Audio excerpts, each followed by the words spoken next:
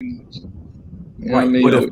But if Pip was like that on that squad, he could have taken that squad deeper. They could have If it was gone deeper. Chicago Bulls Pip, yeah, I mean Yeah. prime Chicago Bulls Pip, maybe so. But Pip, yeah, I mean, was a little older then, and he couldn't do everything that he used to do. Like he just wasn't as fast, as athletic. Even though he was Yeah. skilled, he just wasn't like that guy no more. But wasn't he the But same age as MJ when MJ won his last what two? Yeah, man, MJ different though, man. MJ was so super skilled. Right. I'm just like, That's you know, that's the point. Pip was skilled, but I mean, Pip wasn't skilled like MJ skilled. Like That's the MJ hell no. skills point. on another level. Like There are levels. you got to work There that. are different levels to this. Because Yeah, Mike probably feeling like, yo, I could have gotten anybody else, honestly, outside of Pip. Like he had to groom Pip. Pip had yeah. to get broken in. Well, Mike didn't like young players, so he Right. he never wanted some young draft pick on his team Right. because he felt a young draft pick just wasn't ready to help him win He now. tortured them cats. He And tortured them cats. He tortured Pip. He tortured Pip. yeah, Pip was struggling because of that. He tortured Pip, man. And Pip wasn't Pip until he had to go through that gauntlet. Don't get it yeah, like man. But you know what? I'll say like this. Let's get into this, man. You know what I'm saying? You know what?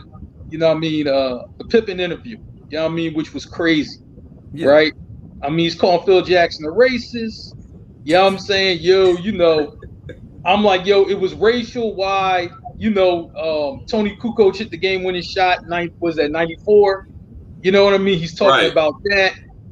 He's talking about a lot of people, man. He's throwing a lot of people under the bus. Charles Barkley, obviously a favorite target because he's throwing him under the bus plenty of times. Never Yeah, like he's Charles. doing it again. Oh, by the way, welcome to the guys, Shawn. Yeah, I mean, go ahead, shout us out real quick. Yeah, man, they know who we are by now, man. Yeah. I hope so. if you know, you know. You know what I'm You know, saying? you know, man. All right. Well, you know what, man? Let me bring some dignity to the set one time, right? Shout out Facebook, You of all Zingo, people. YouTube. Yeah, you Y'all wild. mean Blackjack Prime. Shout out Bobby Blackjack. Y'all mean shout out the guys. Y'all mean for Rebecca, the Lullas, General Tayson. Y'all know what it is. We talking Pippen. He's going crazy.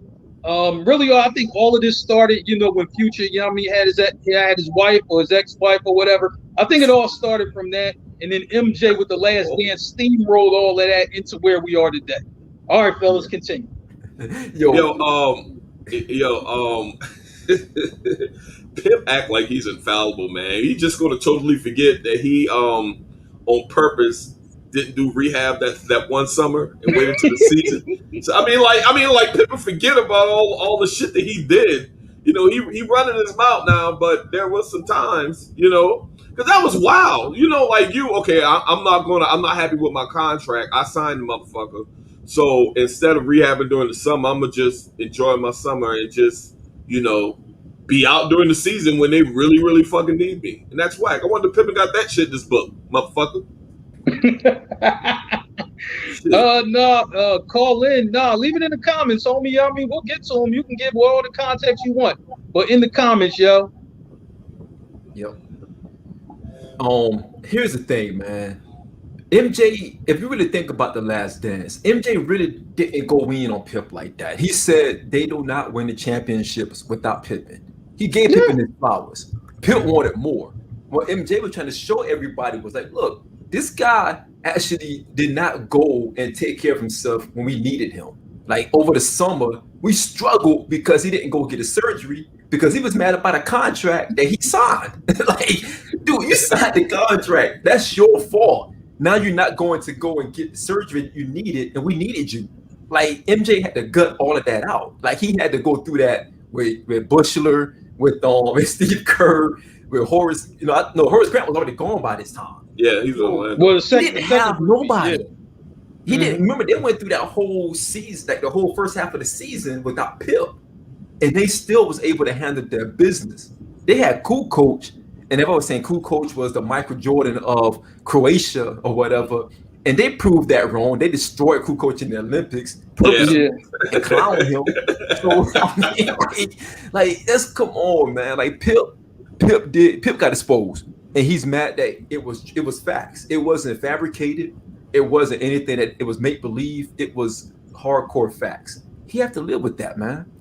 Yeah, absolutely. The whole Phil Jackson is a racist just throw me for a fucking loop, bro. I mean, how long we've been here? How long Phil Jackson been coaching? And now in 2021, he's a racist. Right. But racism is a trending topic right now, so you just attach that to anybody that'll help him sell his fucking books. Right.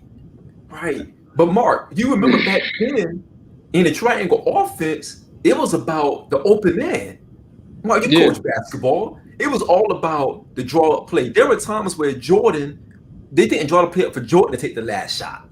It was for Kerr. It was for who else? Paxson. Right.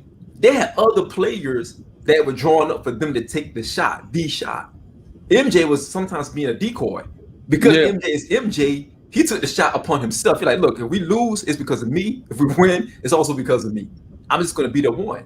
That's all it was. Mm-hmm. Yeah, I mean, Pip was not reliable. He was not reliable to hit those big shots. He wasn't known for being a mid-range killer. He wasn't known for that. Pip was a defender. Pip was probably one of the first two-way players in the league during that time. Yeah, this is before they called it that. You know what I'm saying? This is before they called it that. He was one of the first team general forwards too, and this is before they called it that. Right. Because remember back then, Stacey Augmon, the Plastic Man, was playing a similar role to what Pippen was playing. Now he wasn't as great as Pip, but Stacey Augmon was no slouch on defense. He really wasn't. And he was giving you points. They call him the Plastic Man for a reason because he could cover every ground of the floor. You know what I mean? But it was different back then, and Pip knew that, man. Pip knew that the other players were interchangeable. They did it. They did it with other players. They didn't have Paxson at one point, and they brought in Kerr. You know what I'm saying? Yeah. They did it with other players. They lost Horace Grant, and they did it with Luke Longley and Bill Winnington. Bill Winnington. Who are those guys? Judd Bushlaw on that fucking team too. Yeah, man. But Judd Bushlaw that bitch. But the thing is, man, it's just like you play your role. That's it. Like, look, you knock down these shots, you get these rebounds, you play this interior defense. You know what I'm saying? You do this. That's your role. And then Mike would handle most of the rest. Scotty also was an integral part, but Scotty, I mean, wants more accolades than what he's earned. And that's what it seemed like. You know what I mean? He wants more than what he's earned. And it just don't work like that because we got to see it. You know what I mean? Like, Scotty, if you're telling us a story that we didn't see, okay, I can respect that. But, dude, we seen it. We seen your whole career. We watched this as kids to young men. We seen your whole career, bull. Sorry, you know what I mean? You just ain't the dude you saying you are. Right. You know what I mean? I can't say it any other way. Right. Man, shout out to the GOAT, man. Shout out to the GOAT, man. Come on, Jordan. Man, y'all better leave my GOAT alone, man. That's what I'm going to say. Leave my GOAT alone. Right. Yes, and Pippen is the 50 greatest. He is the 50 greatest. But we may have to revise that list really soon. Listen. I'm not sure I agree with that nigga being on the 50 greatest when that shit came out. Well, back, you talking about when it came out, Merv? When it came out. Merv, you talking about when it came out? No, when it came out. Man. I'm talking now. I'm talking about both. Facts, killer. Well, you do it now. I don't think he's on it. If you do it now, I think Scotty wants to be recognized as a top 10 player, and that's just not. He's near that conversation. Listen, man. He ain't even in the doorway of the conversation. He ain't even in the parking lot of the conversation. I don't think like when listen. So the 50 graders came out in 90. No, that was like 90. That had to be like, I mean, like somewhere in the 90s. Mark, I think it was early 2000s. Was it early 2000s? Okay. Yeah, early 2000s. Well, now we ain't no Pip because we don't think he's a top 10 player. He ain't. He's not.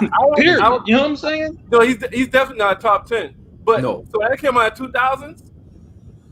But I think early 2000s. Early 2000s. It was early. So y'all Very like, early. so y'all really think Pippen was part of in the history top 50? I mean, Even then? I'm talking Like, then. I can understand it. Now Then, you got to add.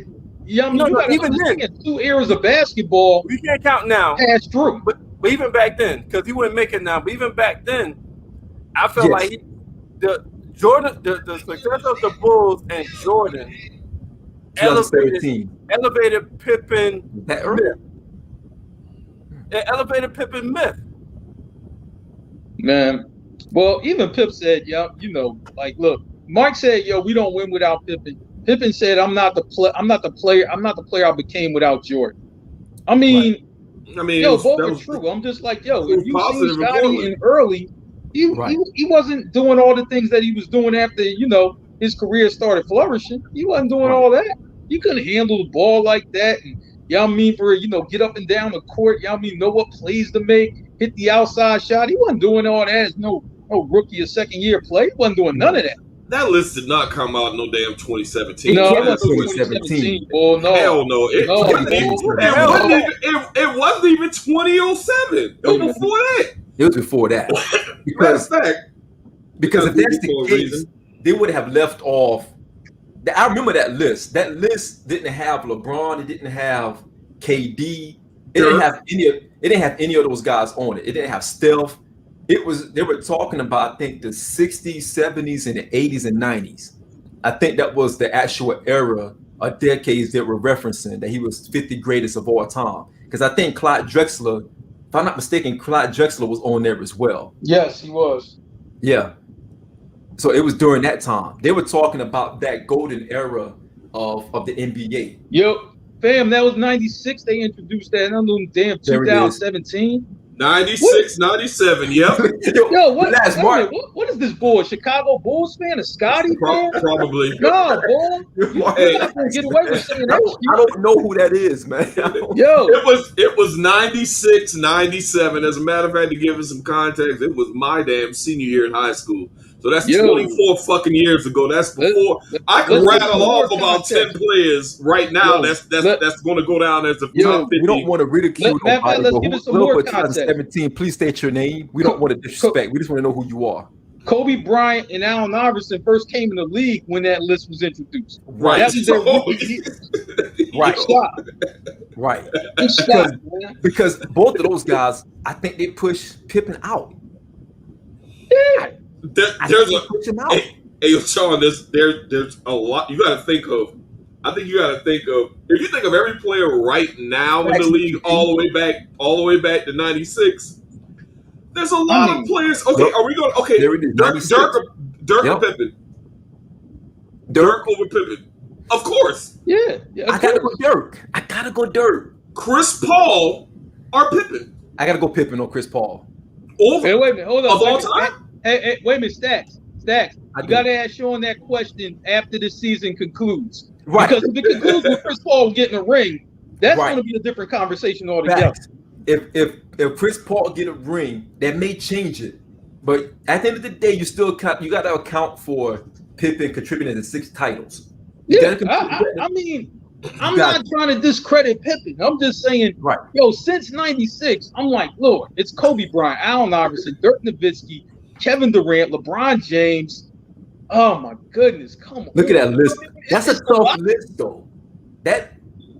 Killer Flex, appreciate that. That's a tough list. You're not taking these guys off of that list. Well, Will Chamberlain and Kareem Abdul-Jabbar will never move off any list ever. Never. That will never happen. Never. You gotta, Marc, you gotta kind of keep Jerry West Larry in there, man. Larry Legend, of course. Larry Legend. Jerry West. Keep Bob Cousy in there. I'm like, man, and Charles Barkley is probably the greatest small power forward of all time. I mean, the guy was 6'4". You know what I'm saying? And was killing. He just didn't win a title. That's all. Right. You know what I mean? That's it. That's a tough list. That list was really thorough. That was a thorough list. Yeah. That was a thorough list. But once that list is updated all over again. Once that list is updated, you're probably going to see some changes. I still think Pippen he still will be on that top 50, but I don't know where he would be in on the list. I have no idea. If you do it, that killer flex. If you do it, if you do it, now, I would take Collins out of there. Let's get Collins. I'll take Collins off at this point. I'll take him out of there. Billy Cunningham too. Billy Cunningham too. Man, yeah, I mean, listen, I mean, hometown bias. Hometown bias still has Cunningham on. Sorry, my bad. On, man. You know what I mean? Of course, dude, it's crazy, man. My bad. No, but seriously though, that's a good question. Pippen or David Robinson? David Robinson. I give it to Pip. Man, I'm gonna say like this: David Robinson got big numbers. He revolutionized how the big man plays. If you see the way the big men play today, they shoot. They're super athletic. I'm just like, man, David Robinson kind of paved the way for Kevin Garnett, who kind of paved the way for, for real, some of the other guys that come through. He has 71 in the game too. Yeah. He had that 71-point game. He up there with the likes of Kobe. How much did Book have? He has 70. Yeah. Book has 70. God damn. So Book has 70. You got David Robinson with 71. You got Kobe with 81. You got Will, of course, with 100. Hey, and real talk, fun fact, no cap. He got dunked on by my pop. This is before he became the Admiral, of course. This is when he was like skinny David Robinson playing for the Navy. But John Wilson Jr., my pop, called him baseline. Real talk. He caught David Robinson, huh? Baseline. Listen, no cap. I'm trying to tell you. See, and you know what? For a Shawn, I'm glad you schooled him, with your pop, but understand something, right? The way that he described that, right? See, for the 90s, 80s, man, guys made a living off of trying to slip on that baseline for that backdoor slam. Yes. Guys today do not do this. I'm like, it's easy buckets right there. It's guys who was getting 10, 12 points just off, for a slide along the baseline. Facts, Marc. Hey, I got a question. McHale or Pippen? Fuck. Goodness. McHale was like the man in the post. Like he really was. Lord. He was the big fundamental before Tim Duncan. He was, man. I'm like, man, they did an interview with Embiid, and Embiid, like, yo, where do you get some of your game? He's like, of course, Olajuwon, but he's like, look, I watched McHale, I watched Duncan. I'm just like, yo, Kel, man, he was serious. He was serious business, man.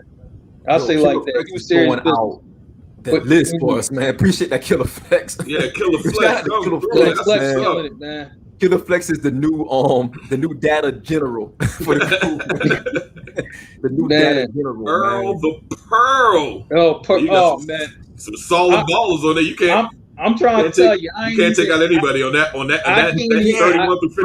I'm gonna say like this: if you ever talk to a basketball OG in Philly, like from Philly, they're gonna tell you Pearl Monroe is the best player they ever seen. Absolutely, Marc. Of course. Yeah, and they got to see all the eras. So that means they got to see Kobe Bryant live. They got to see all of that, and they still think Pearl Monroe best player they ever seen. This is a tough list, man. That's crazy. Yo, appreciate that Killer Flex. Absolutely. Yeah, appreciate it. Getting through with the facts really quick. You put that list out in less than 3 minutes. Well, you know what? Let's jump into these playoffs real quick. What do you have?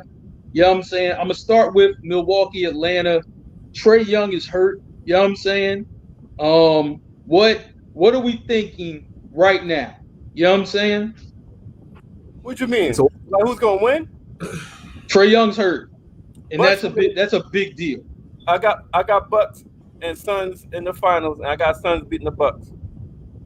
Yeah, is that what you're looking for? No, you got way ahead of us. We're just on Atlanta Bucks right now. Okay, my bad. Trae Atlanta Bucks. I don't how many games is it going? I don't see Atlanta winning another game with Trae being hurt. If he's out, he won't. That's 4-1 easy. If he's not 100, he's still suiting up. He's hurt though. He got the ankle injury. 4-1 Bucks. He's banged up. And that's somebody where his speed kills, and if he don't have his speed, I'm like, man, he's kind of ordinary. He is special when he's not injured. Boy, that boy Yeah, is hell yeah. You know what I'm saying? special. Special, man. I'm like, God. man, yeah, I agree. If You know, And to perform like that in your first facts, it's a playoff, rap, Killer Flex. yeah. But to perform like that in your first playoffs, how old is that kid? Is he 22 or how old is Trey Young? yeah, he's young. Anyway, He's young, man. this is his first playoff, and he has been performing since he was given Knicks the business in the first round, and he's been doing his thing in this Milwaukee Bucks series. Yeah.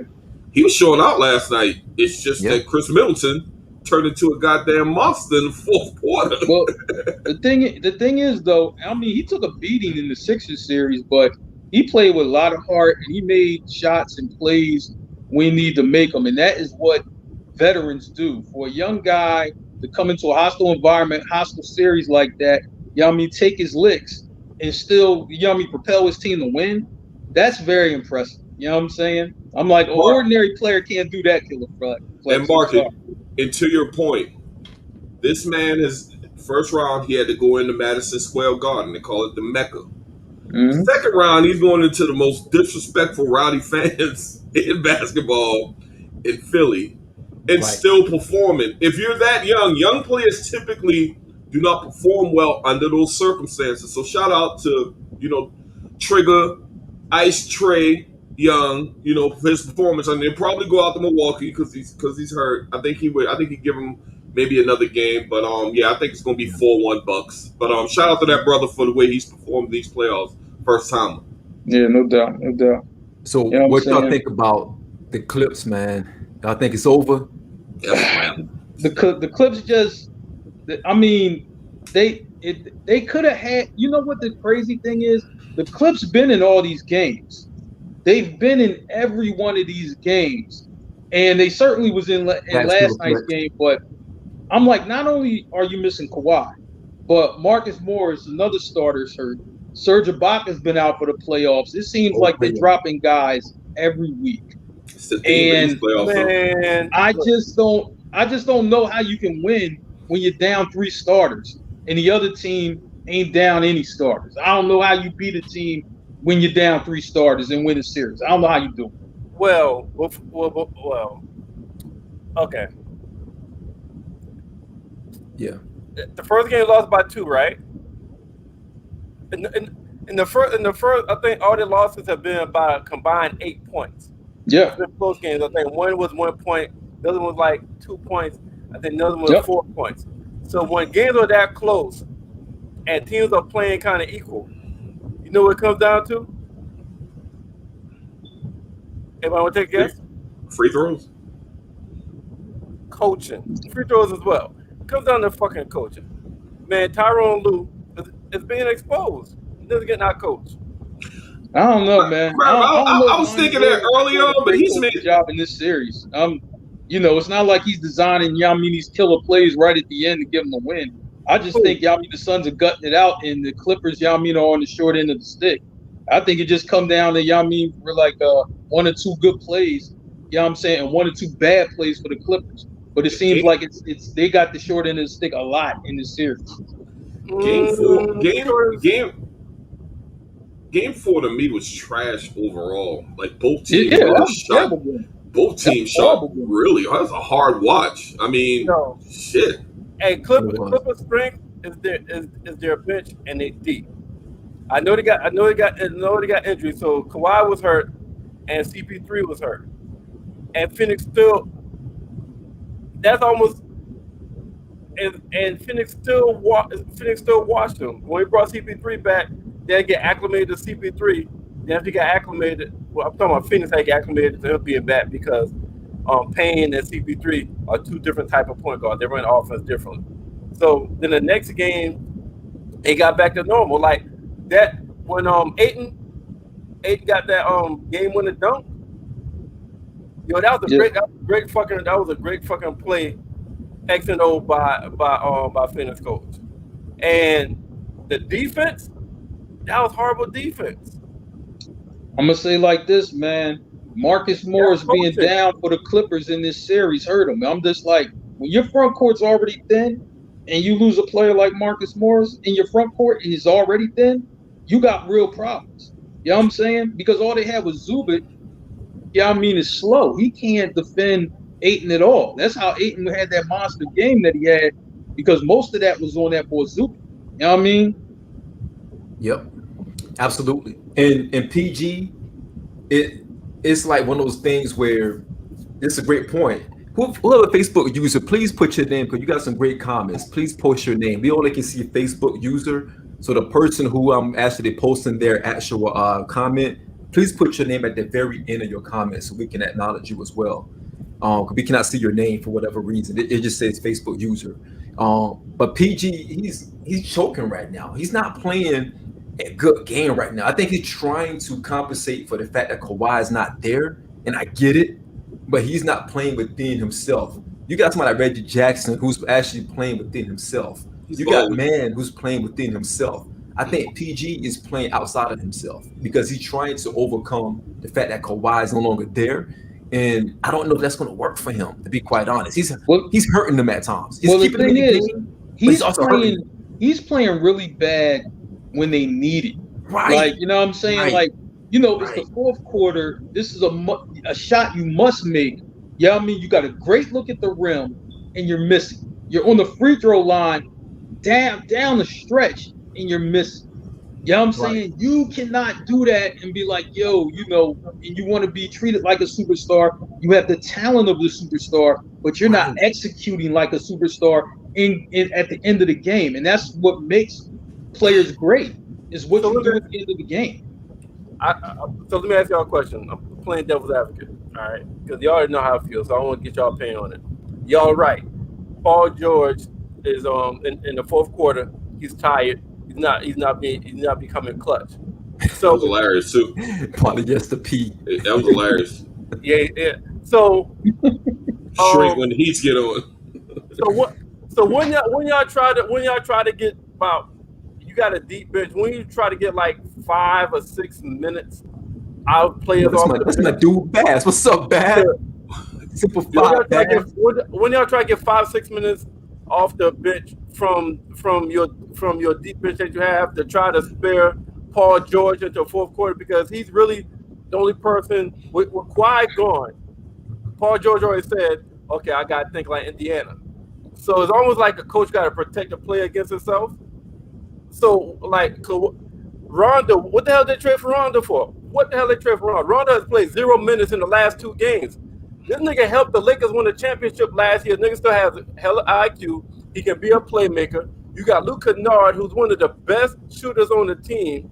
If you set up a play for him, he can hit the open three. He can hit the pull up the elbow shot.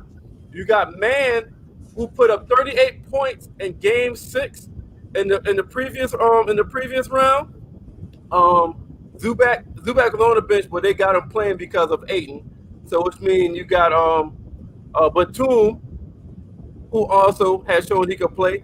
So at this point, shouldn't you go strength by numbers? You don't have Kawhi. But you know what though? Strength by numbers, and hold up. Why not do strength by numbers and then preserve Paul, keep the game close, preserve Paul George to the fourth quarter for him to have energy and go off? Thought he's cut. But you know what though, Marc, you make a good point. You make a good point, but here's the thing. I think it falls a little bit on Tyronn Lue, and here's why, right? He does not, like when you lose all your bigs, right? You know what I'm saying? You have no Serge Ibaka, no Kawhi Leonard, no Marcus Morris. They're all out, right? Now you're a small ball team. Tyronn Lue does not know how to coach a small ball team. You know what I mean? Nick Batum is your biggest guy. You know what I'm saying? And he's like 6'8". He's your biggest guy out there. You know what I mean? At times, him and Paul George.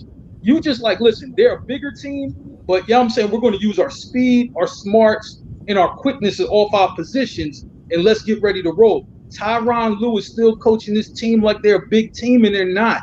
You know what I'm saying? And he's letting Zubac get torched by Ayton. I'm just like, yo, you can't let a man just keep scoring and rebounding all over you without making some adjustments. You cannot do that. And you know how else he's coaching?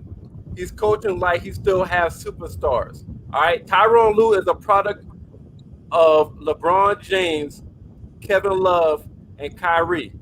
And then when he came to the Clippers, like Tyrone really needed to have his fucking paycheck and let it be split up between LeBron James and goddamn Kyrie.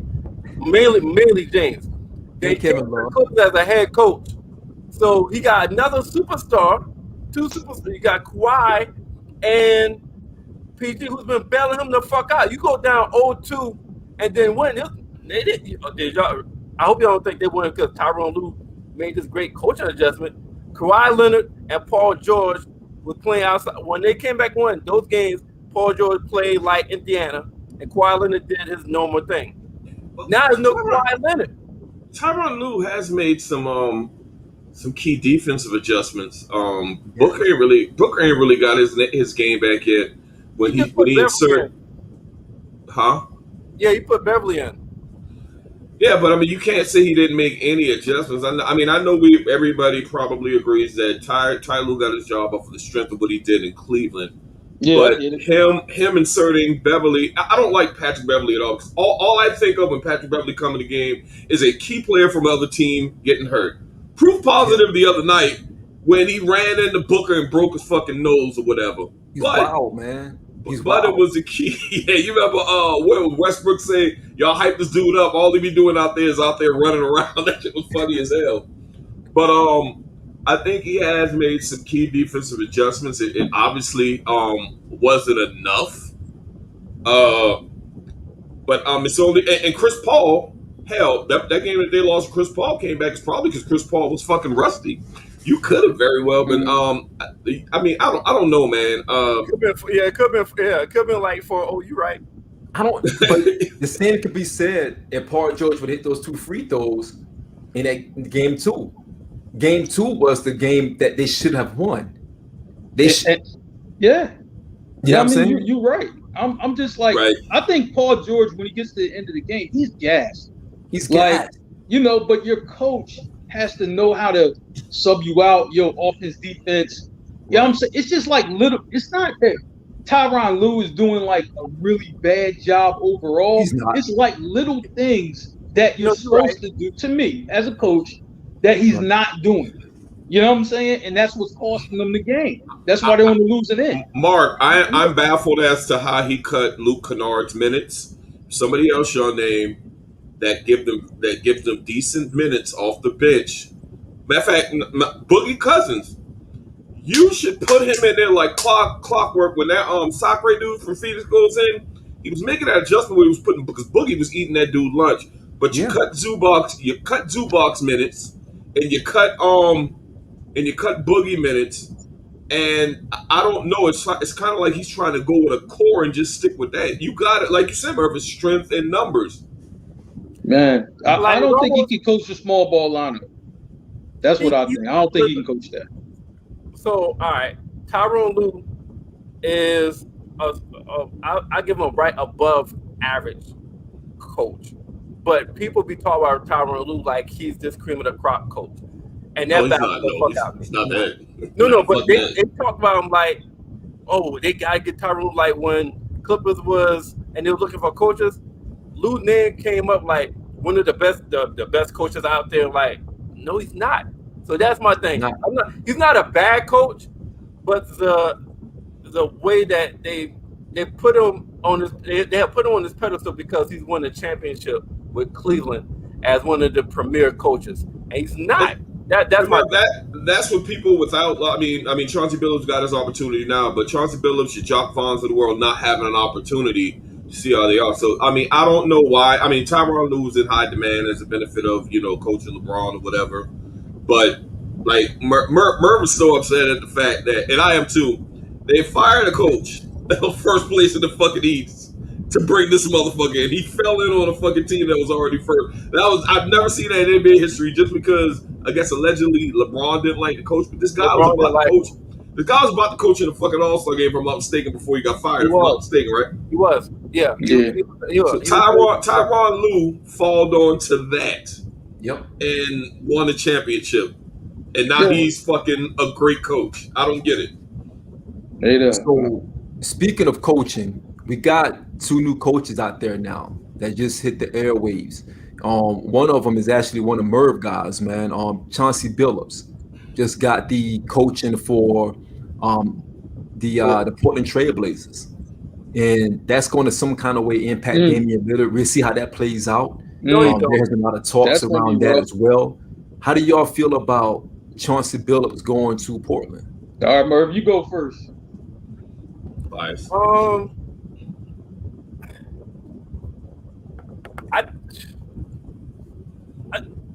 on the fence. I think he's going. to. If they give him time,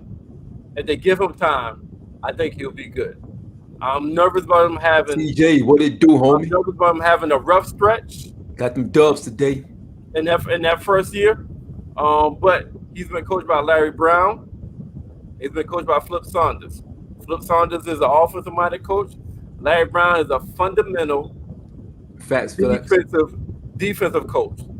So with him being coached by them, and he had 1 year of as That's a a good question. I think that him and Dame will have to really connect and be in tune, and for the team to be successful. Yeah, I'm gonna tell you, man. This is what I think. I think Dame's gonna force his way out of Portland. He's been there a long time, and I'm just like, when players do this, it's because they want to handpick the coach. I don't think Dame was allowed to do that. You know what I'm saying? You do know that his two choices was Jason Kidd and Chauncey Billups. Yeah, but you know what though? Dame, is even disagreeing with that. Like, you know what I'm saying? So No. I don't really even know where he is on that. But, it's a lot of talk here in the city. You know what I'm saying? Like, yo, man, why can't we get this deal, Ben Simmons, for Damian Lillard? Why can't we get that going? Why the fuck would Portland do that? You know what I'm saying? Educate me on that shit. But you have to understand. You gotta look at it like this, right? How many years does Dame have? And if he's disgruntled, do you want to keep him? You know what I'm saying? How often does a team keep a disgruntled player and the disgruntled player balls out and they win? That doesn't happen that often. You know what I mean? I'm like, unless you want to go through a Jimmy Butler situation that went on in Minnesota, you know what I mean? Have at it. But that's just not a good idea from, at least where I sit. So All right. I'm just like, what happens and where he goes, I'm not sure. But I know it's getting a lot of talk here.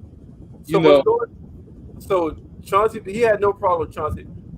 Jason Kidd, I believe, was his number one choice, and Billups was his number two. The team asked him, and those are two coaches that he say wouldn't mind being a coach. The problem is being misread. People think he has a problem with Billups being hired.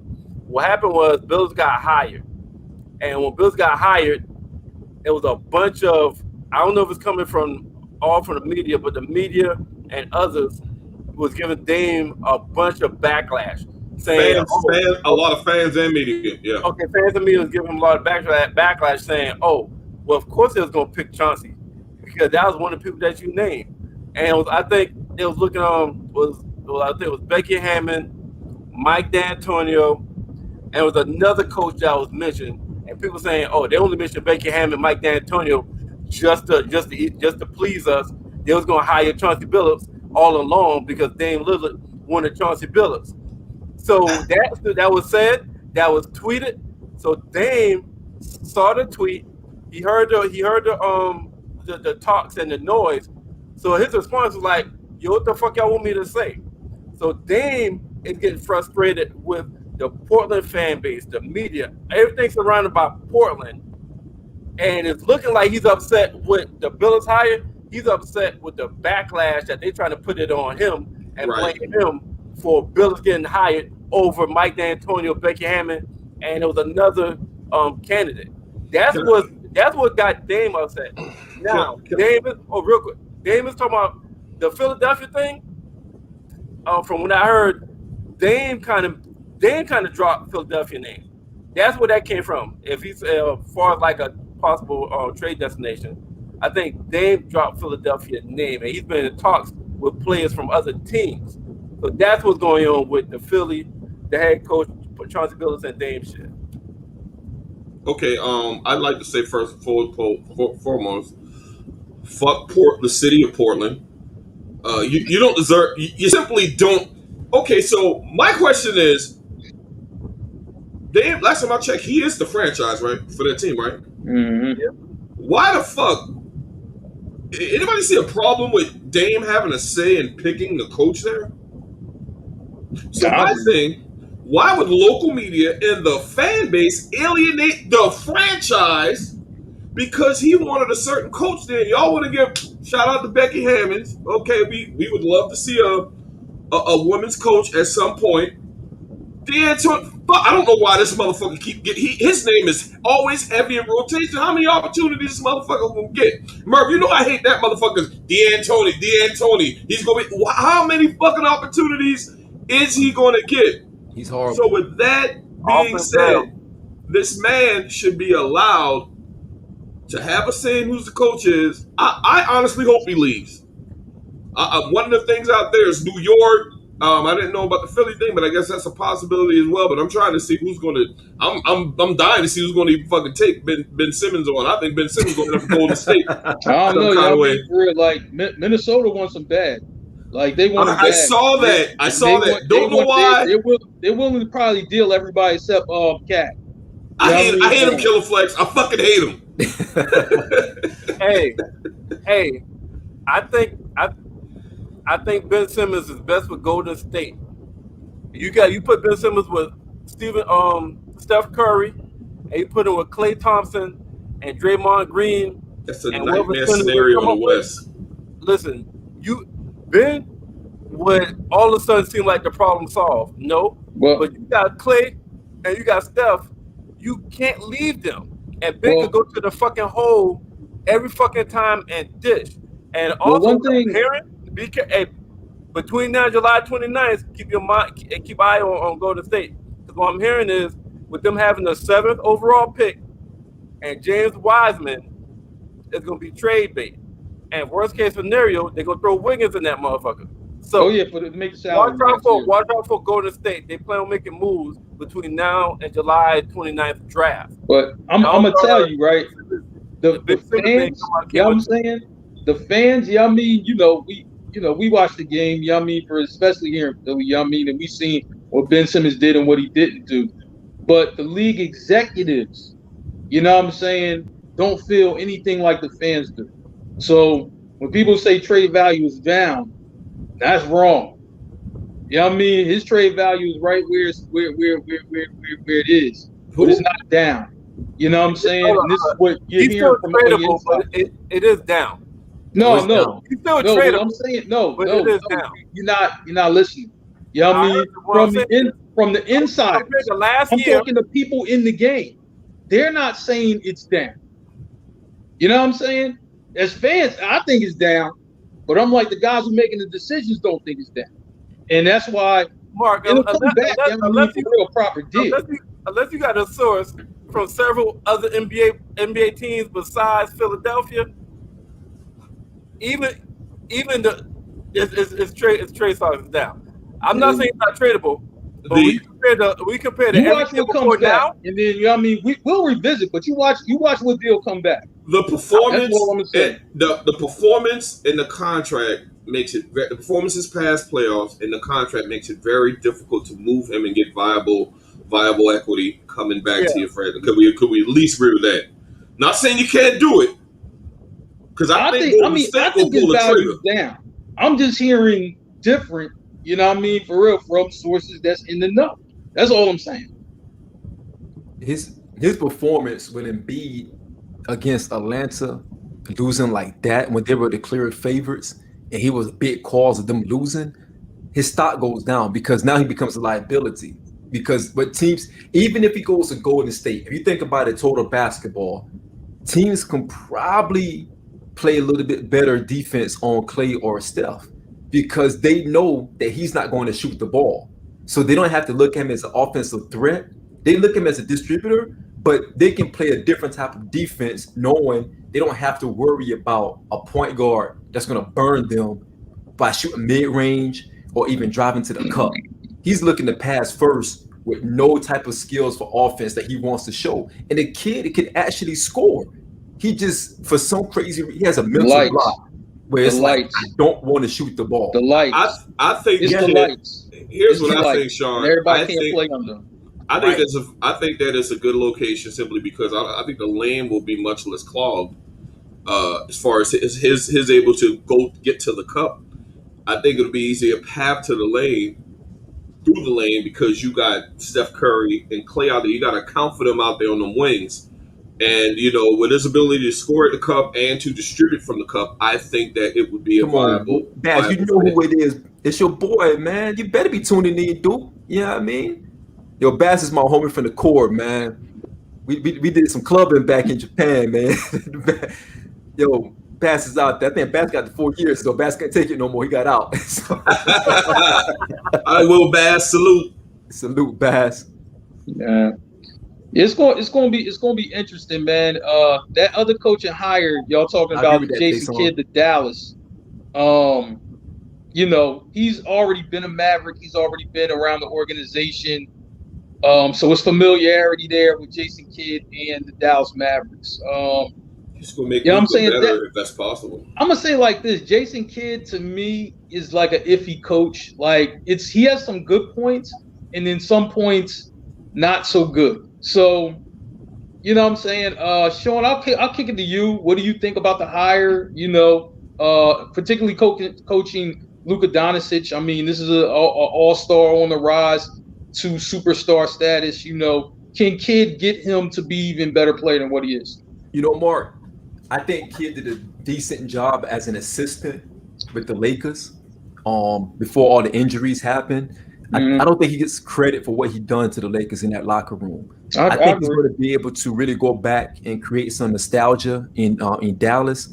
I'm more concerned about his relationship with Luka because from what I'm hearing, you hear around in the reports that Luka is a diva and he's a big time diva, and they're saying that Luka is like pulling strings like crazy to the point where Luka, I think they say that he didn't want to go to Memphis because Luka's father and Vlade Divac had some old school beef back in the day. Right. Some Serbian beef, man. Yeah, that was Sacramento, yeah. Yeah, that's Sacramento.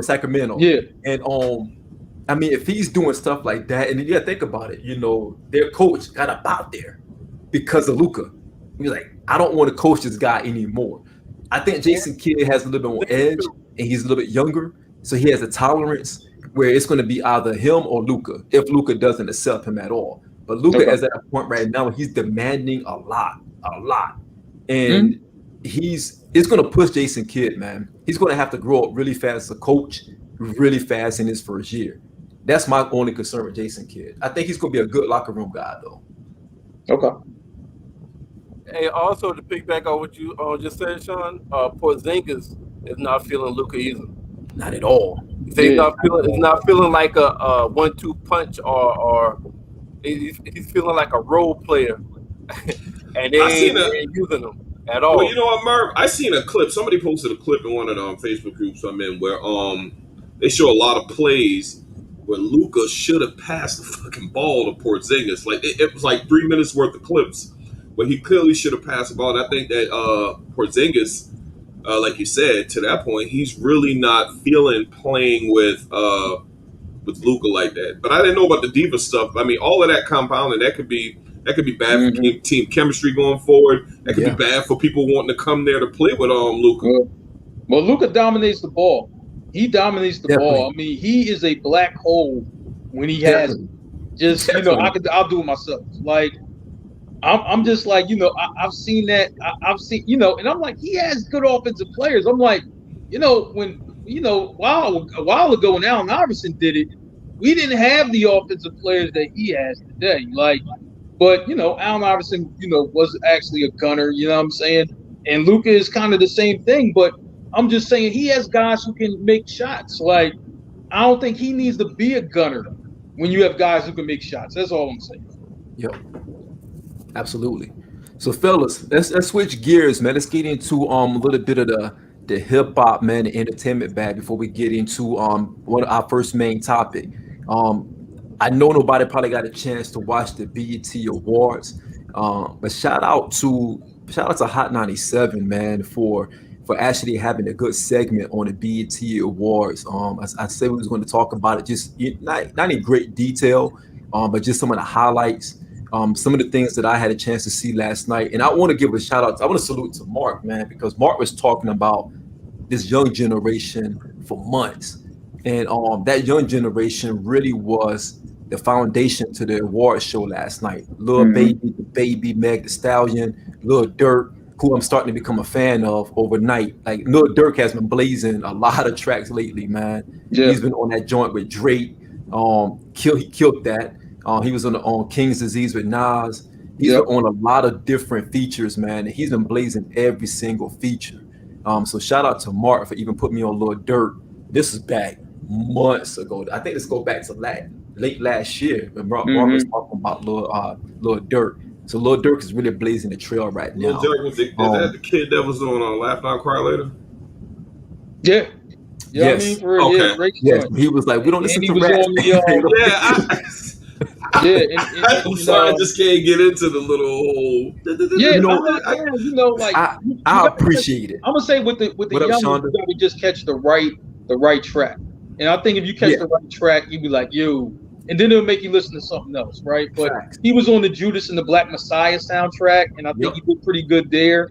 So, you know what I'm saying? You know, he's starting to put something together, you know. So we'll just see how he grows, you know. I'll give him a listen. I'll give him another go. Shit. He's on a good little. He has a good little run. It's not going to look. Murr Stacks is not from our cloth. You know what I mean? Yeah, but he's on a good little run.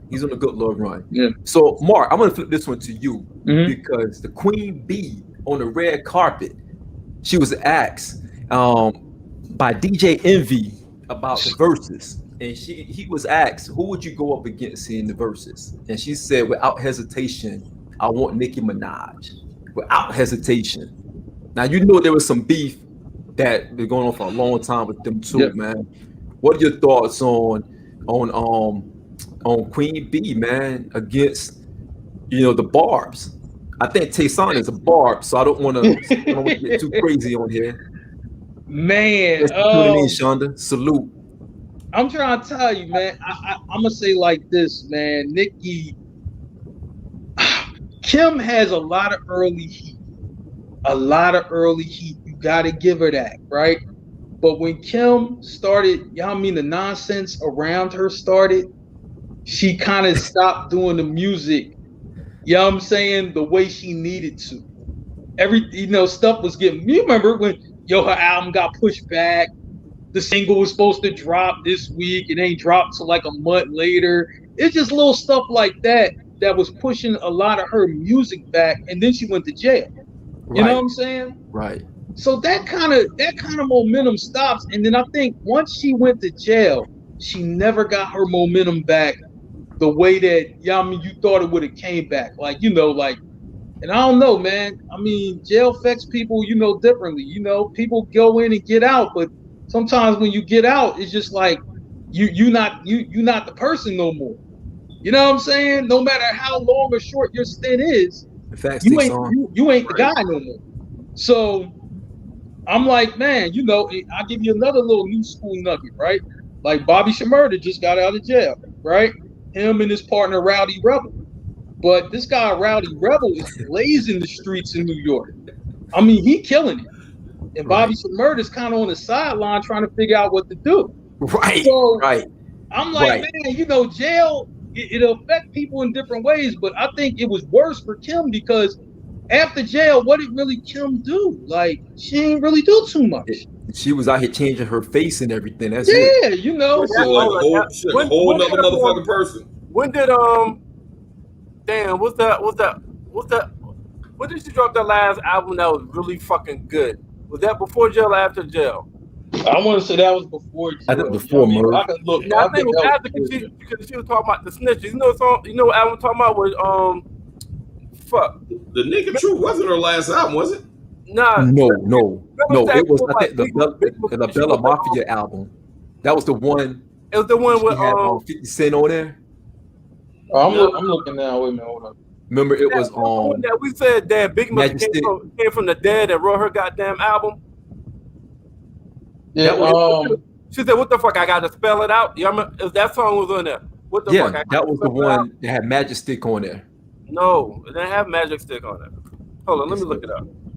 yeah, cause I'm looking this up now.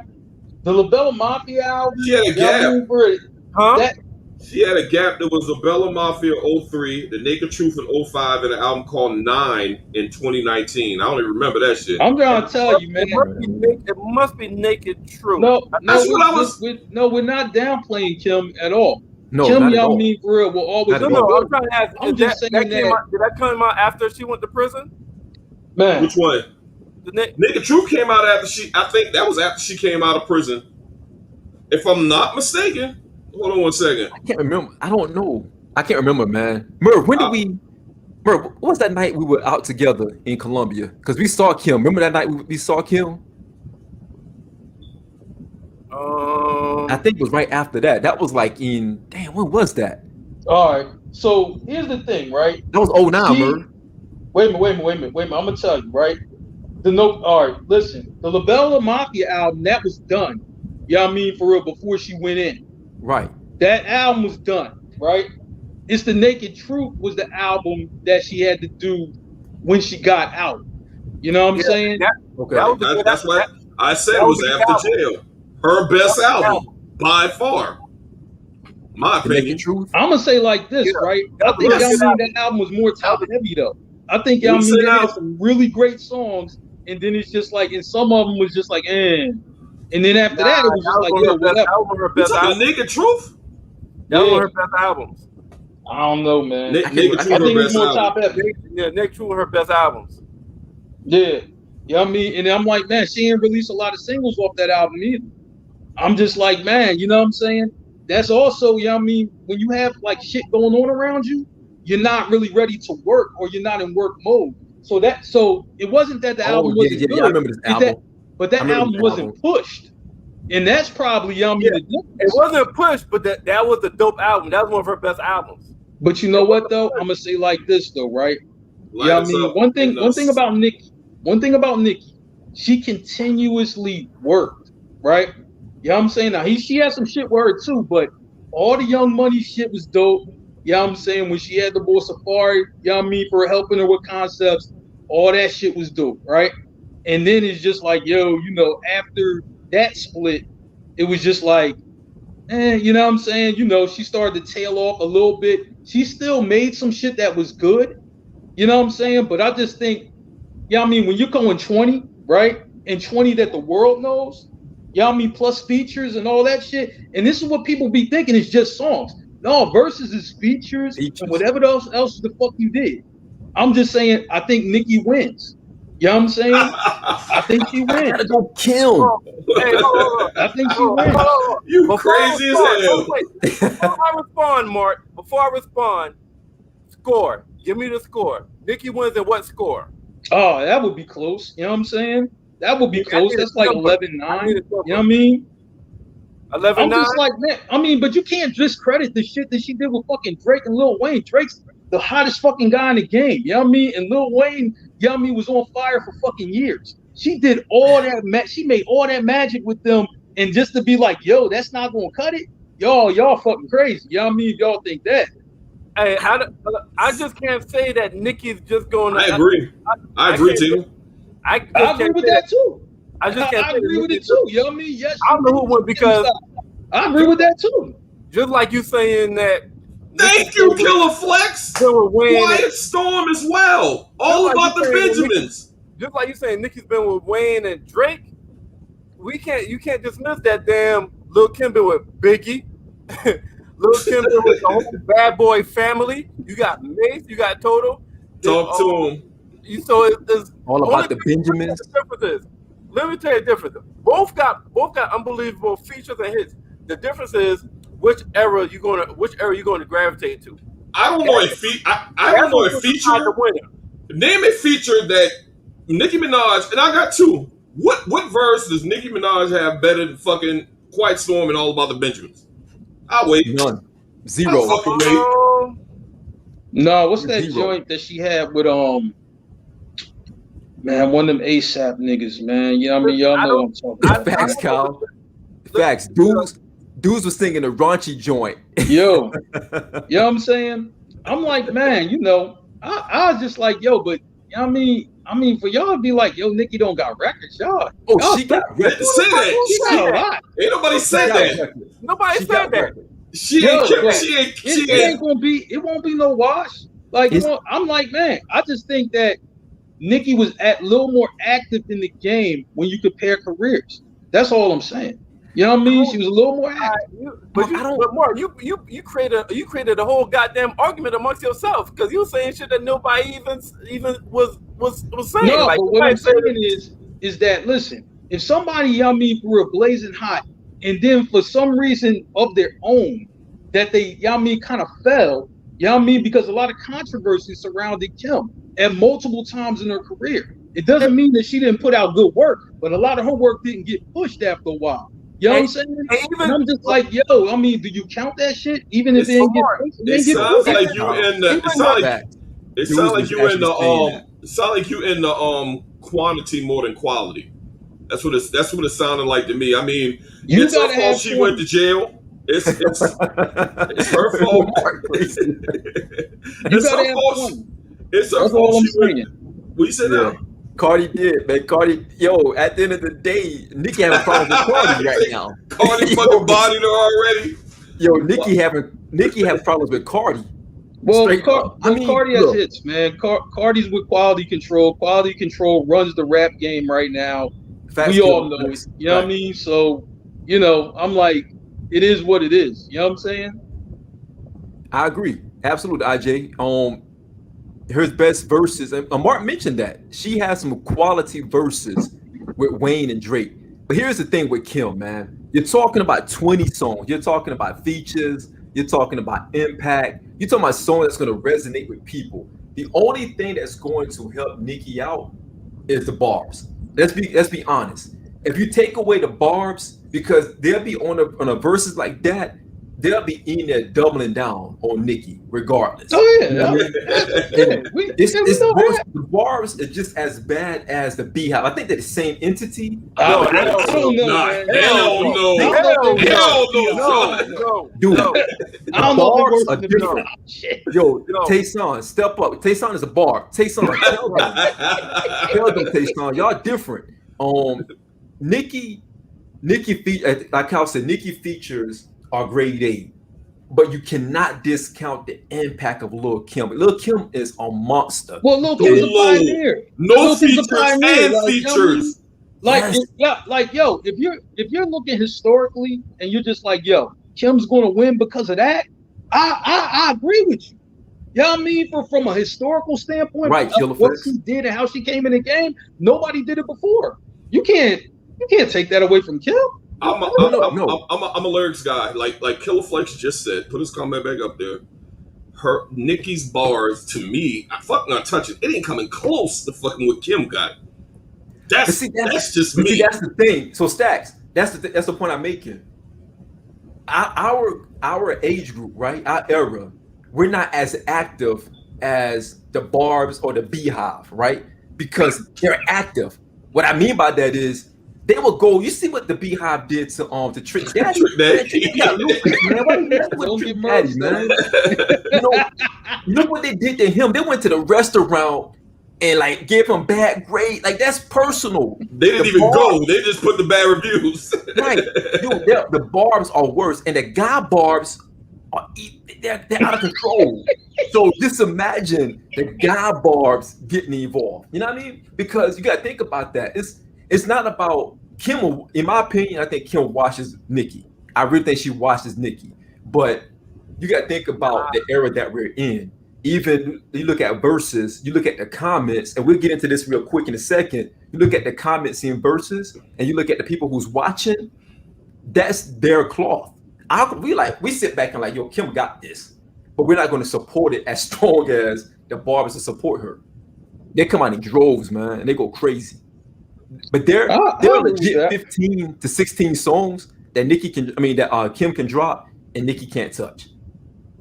And there's nothing she can do about it. She got to take that L, honestly. I don't. I don't know. I don't know if I can say that either. I still got Kim, but I don't think it's not a wash because Absolutely. Quiet now you storm. got, like Mark said, now you got to give some credit to that Young Money team. Well, you got Yeah, Wayne, I mean, Yeah. the Wayne and the I'm Drake. like, yo, Young Money Young Money ran the game, and then Drake took it and ran the game more. Like, you know what I'm saying? I mean, to I hope say so, that Nikki P. era didn't happen, that's kind of crazy. Like that, I'll tell you what, that verse that Nicki had on Monster with Kanye and Absolutely, Jay, Kyle. fire. Yeah. That shit ain't better than only female in my crew, and I kick shit like a nigga do. Pull the trigger too. Fuck you. Nothing is beating Quiet A couple. Storm. That's just a couple of bars. No, Nothing at all. absolutely, yo. Nothing. Matter of fact, and this is a lot of people listen to that song more so to hear fucking Kim than they do fucking Mobb Deep. Oh yeah, well we know that. You know what I'm That's saying? schematics. Yeah, I say ain't like coming this. for Queens. I ain't next coming for song, Queens. That's all we here for. Yo, Mark got everybody commenting right now, man. Y'all can't keep the comments, man.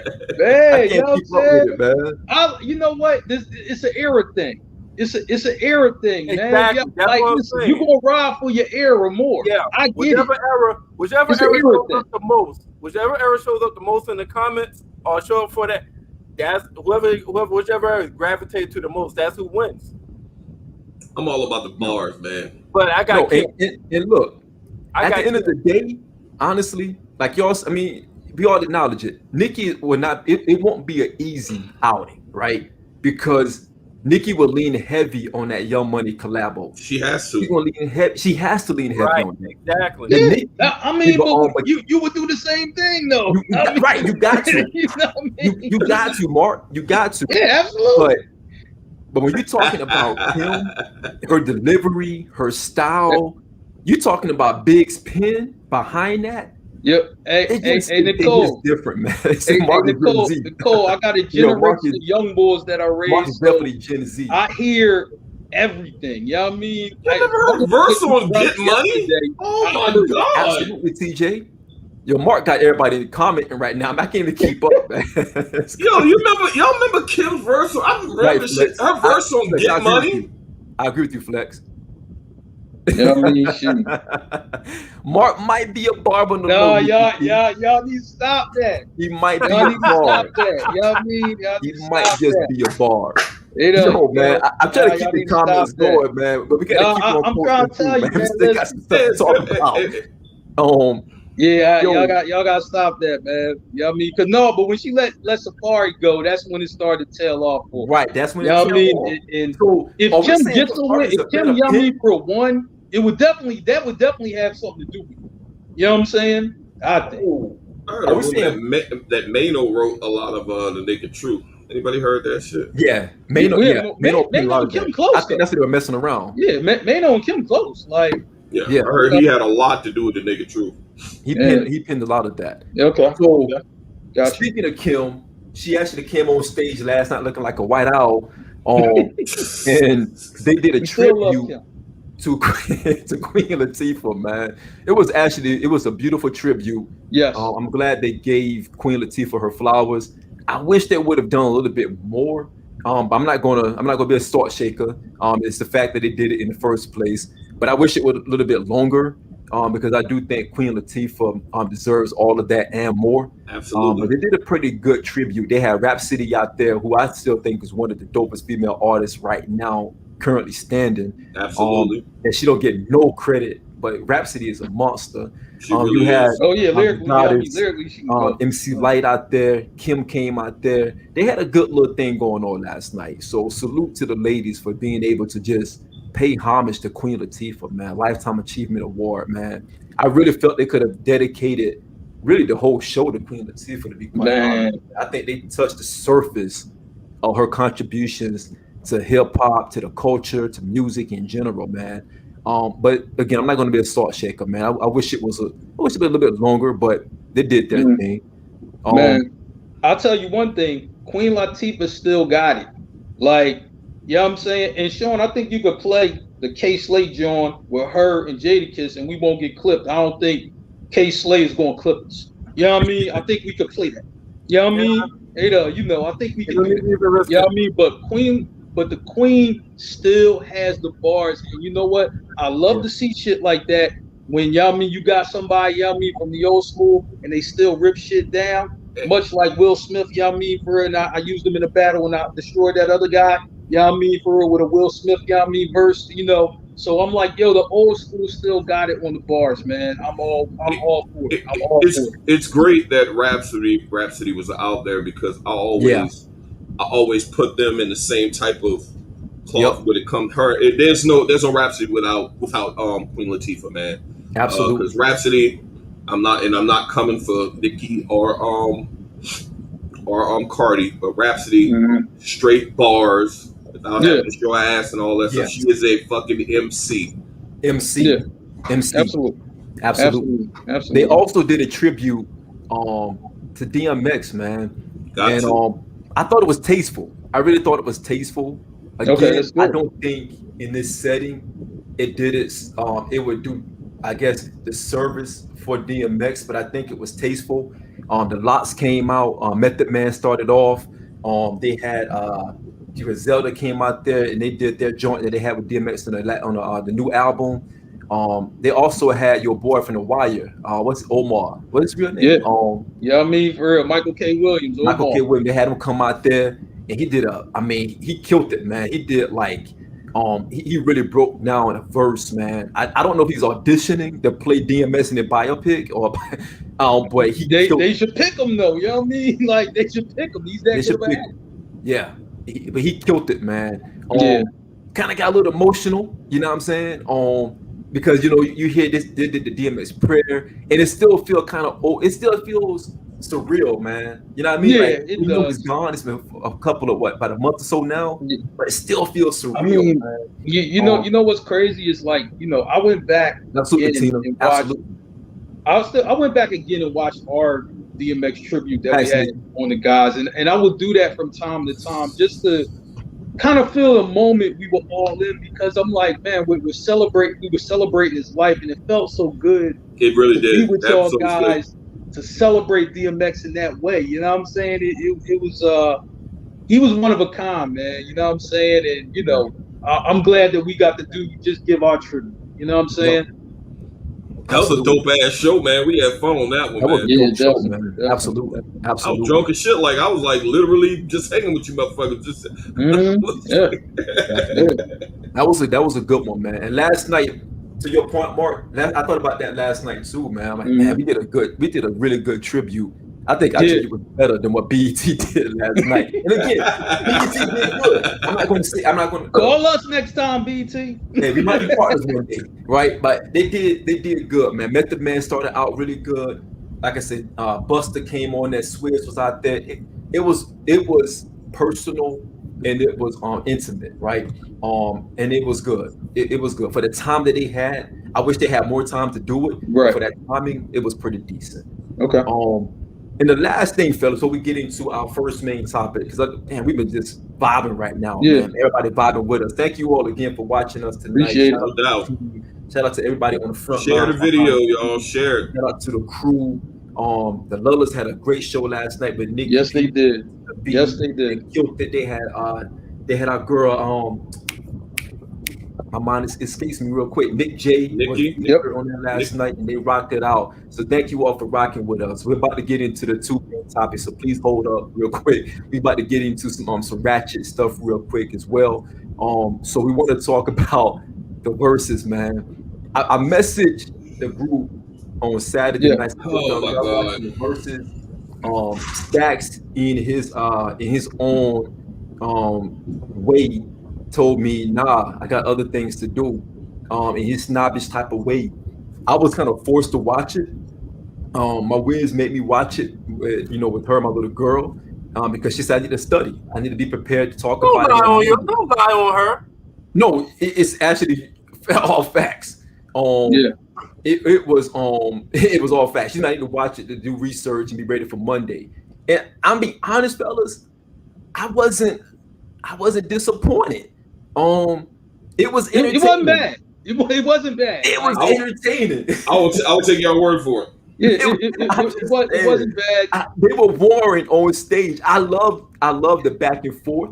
I love the it was funny. It was funny. It was to the point where it was entertaining because of their commentary.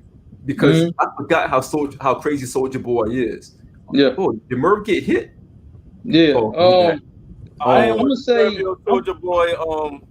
Nigga, I did not want to watch it. It was, I'm gonna say like this. I was watching 3 things at one time. I had Versus on, I had the game on, and then I had the fight on. Tank Davis, you know what I mean, knockout again.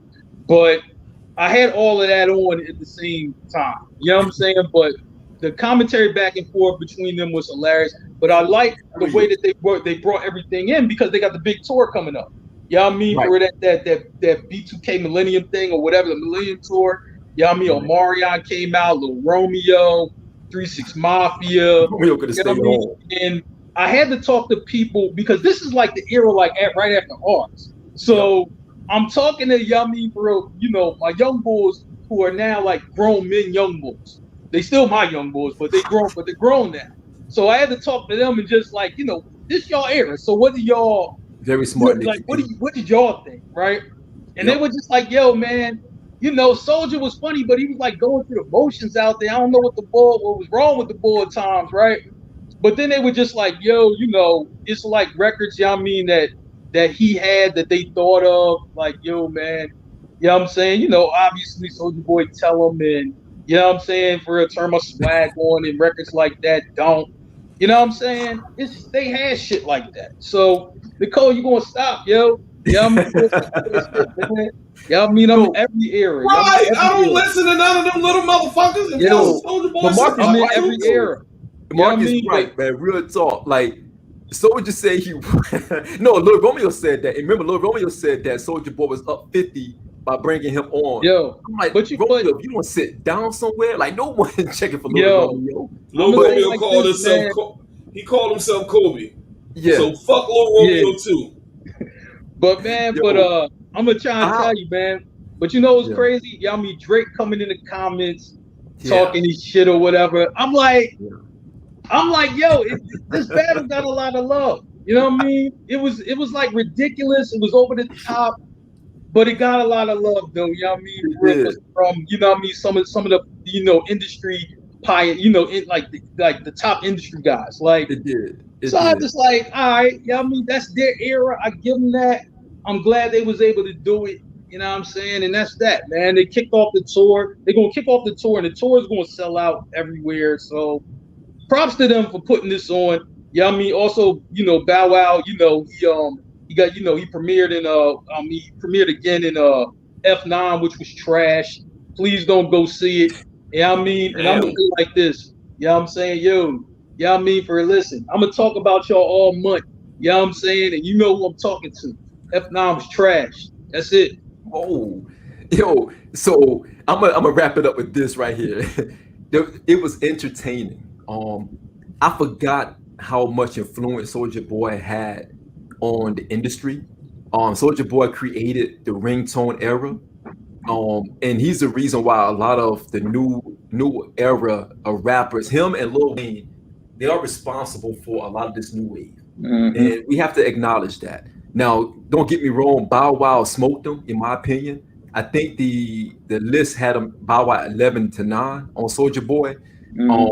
It was entertaining as the best, man. Bow Wow brought out JD, the Brat, and he also brought out the old boy from the Franchise Boys. Yep, he brought them out. Yeah, they got locked up. You know what I mean? Those guys got locked up. I'm glad to see one of them's out. Please don't go Nikki P. Please. She going. Like Will Hendricks said, they both are trendsetters, man. Like honestly, what I was impressed by is the fact that Bow Wow, people don't realize, man, Bow Wow is a showman, right? He displays showmanship. You gotta think about it. This kid was young, selling out arenas, and he was killing it. You know what I mean? And the production that he had behind him from JD and the writing from JD, along with others who were probably in that same room helping him construct and orchestrate, that was too much for Soulja Boy. in my opinion. But Mhm. if you go and you look at the beef, you look at the battle between Jeezy and Guwap, Gucci right? Mane. It was kind of like that because if you Yeah, think it about had it, that energy. It it had had that that energy. energy because the hood would say Soldier Boy because they remember them songs. They remember Kiss Me Through the Phone, which was probably one of Marc's best songs back in the day. Kiss Me Through the Phone, right? And but I remember it took me to nostalgia because I remember I was on recruiting duty and I was interviewing this kid at a Hardee's in King Street, South Carolina. Those of you don't know King Street, it sounds the way it sounds is the way it looked. King Street, South Carolina. I was interviewing this kid, and this is when Soldier Boy Tell Me had just first came out with with Crank That, and this Mhm. kid was like, he was like, "Yo, man, that Crank That is the best song ever made." And I said to myself, I said, this kid about to he about to fail the ASVAB because he really thought that. And sure enough, that kid made a 5 on the ASVAB out of That sounds King about Street, right. That sounds about right. out of Yeah. King Street, right? And I remember that's how I remember Soldier Boy because that kid embarrassed me when I took him to MEPS and he scored a 5 on the ASVAB. And he was telling me in the car on our way up to to MEPS that Soldier Boy Crank That was the actual best song ever made in history. And I'm like, this kid is a dodo bird, and he scored a 5 on the ASVAB. And but I say that to say this: you cannot discount the fact that the early 2000s was heavily influenced by Draco, by Big Draco. I ain't gotta like it. I ain't gotta He- like that shit. huh? I ain't gotta like it. You don't have to Yeah. like it. I don't. But I don't yeah, like but it it. helped. But Like stuff like that help produce. Get Drake out there. Things right, like that. You know what I'm right. saying? And if you like Drake, then you can appreciate for maybe what was done to get to a Drake. I guess. You know what I'm saying? Right. You got to So, appreciate Big Draco. so I saw the please don't call him that no more. I know that's his nickname, but so what I'm hearing is that Soldier Boy played a song several times. Yeah, Three he played times three in a row. songs. Okay, see that makes it It 10 was times worse. yes, What I song was was so that? See, mystified. that tells you don't have that much in your bag. Let me play this song 3 fucking times. Get the fuck out of here, Soldier Boy. Dude, Also, I was that mystified. means you have a lot in your bag, which is in terms of drugs. You know what I'm saying? Yeah. I agree. That could be that. That could be the But issues. he did it as a point to prove because he had got Nicki to do a drop 4 verses, right? Mhm. So Nicki had did like a small little drop freestyle for verses and name drop Soulja Boy and Bow Wow for the verses. That's why he played it again. He played the 3rd time and brought French Montana out there. So when he Yep. brought French Montana out there, he thought that he had it on lock. But after that, Bow Wow casually bring out JD and the Brat. Like Yeah. casually Yeah, that's bring out JD and the Brat. I don't know what he thought he was going with French. I'm just Right, nah, boy. You know what I mean? right, You know, nah. right.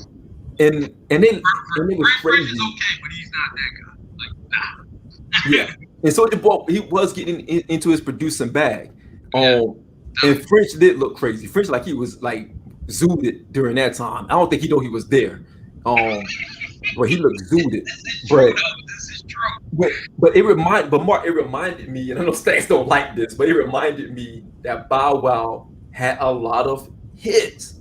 Bow Wow played out of the 20 songs he had, I think he played about 18 number ones. Like he was playing number 1 charted songs.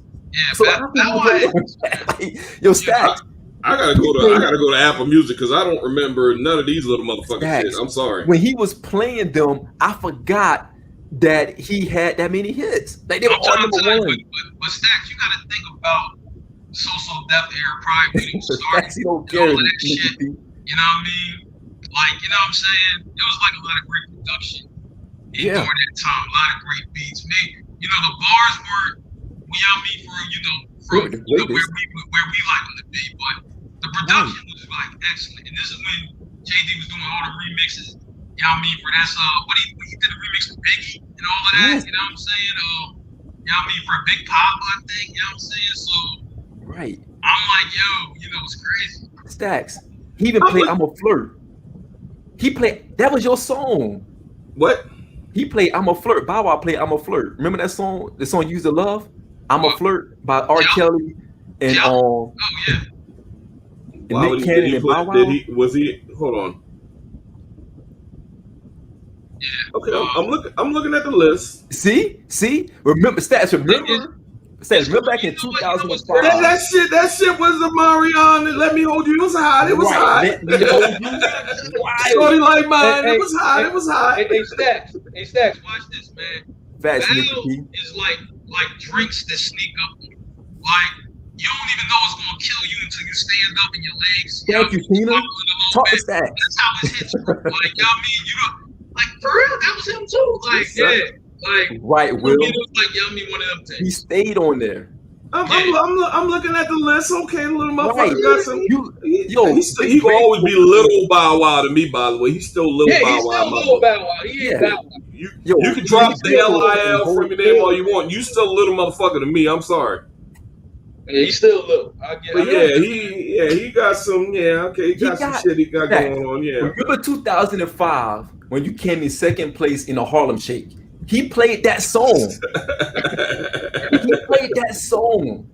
The Harlem Shake song. With the Pharrell beat. You're not beating Pharrell beats in a versus battle if you beat Draco. I don't care what you play. I don't care what you play. So that's it right there. We're playing You that. know what it is, man. Like a flip. And Merv, he played After 2 seconds, nigga, you done got up like 4 times doing the show. Go back. He played one of your favorite skits, Merv, off the Doggy Style album. Remember the Doggy Style album when the skit where the teacher asked Snoop, I young don't Snoop know if you talking Oh about. yeah, y'all mean you talking about the Snoop album? Yeah. I think about Yeah, the Snoop album. Remember the teacher was like, "What are you gonna be when you grow up?" He's gonna be a motherfucking gangster. That was Bow Wow. Yeah. That was Bow Wow. Okay. He played that skit. Yeah. Y'all Hey, mean- but no real That's shit Tina. though. Hey, but real shit. Bow Wow been making hits since that nigga been like, since that nigga had the cornrows and shit, and following JD following JD around. Like nigga been making hits. Even his grown age when he dropped the Lil and just became Bow Wow. And nigga damn, his collabos with Marion has been on fucking point. Like Yeah, just no, one of those and six- then you gotta think about that side to side remix, y'all mean with 3-6. That was my shit. You know what I mean? And That Mark, was he that brought work 3-6 right out there. there. He brought out Hey. 3-6. He started making nothing but goddamn he became the junior LL Cool J wannabe kind of shit with his songs. Like he was making songs for the ladies and shit. Right. Then he played the Sierra joint. Come on. Yeah. Russell had to even shake his head like, But yo, you know he what? With doing this. Bow Wow, this is why even Jay-Z gave him a shout out on DOA. You know what I mean? He was like, I even get Bow style on him. Like, Yeah. you know what I mean? Like, this is why. Like, because he had a lot. It's a hot track. A lot of good DOA. records. Under the table shit, but you wouldn't know. But then when you start looking, you be like, damn, you know what I mean? Did That's that. ain't shit, man. It's a very, very hot track. DOA. I'm Now gonna we get off of talking. that. That was a great segue, Mark. So shout out to Bow Weezy, man, for showing all of the kids out there, man, and you too can be a child superstar. Bow Wow 34 right now, so he's not a child at all. He's Is he? 34. Damn. Yeah, he's grown ass 34. man. He's still got, full man. 11. Think about Doggy Style came out in '93. Bow Wow was in the video in What's My Name, and he was on the skit cursing at the age of like He really 4 or was.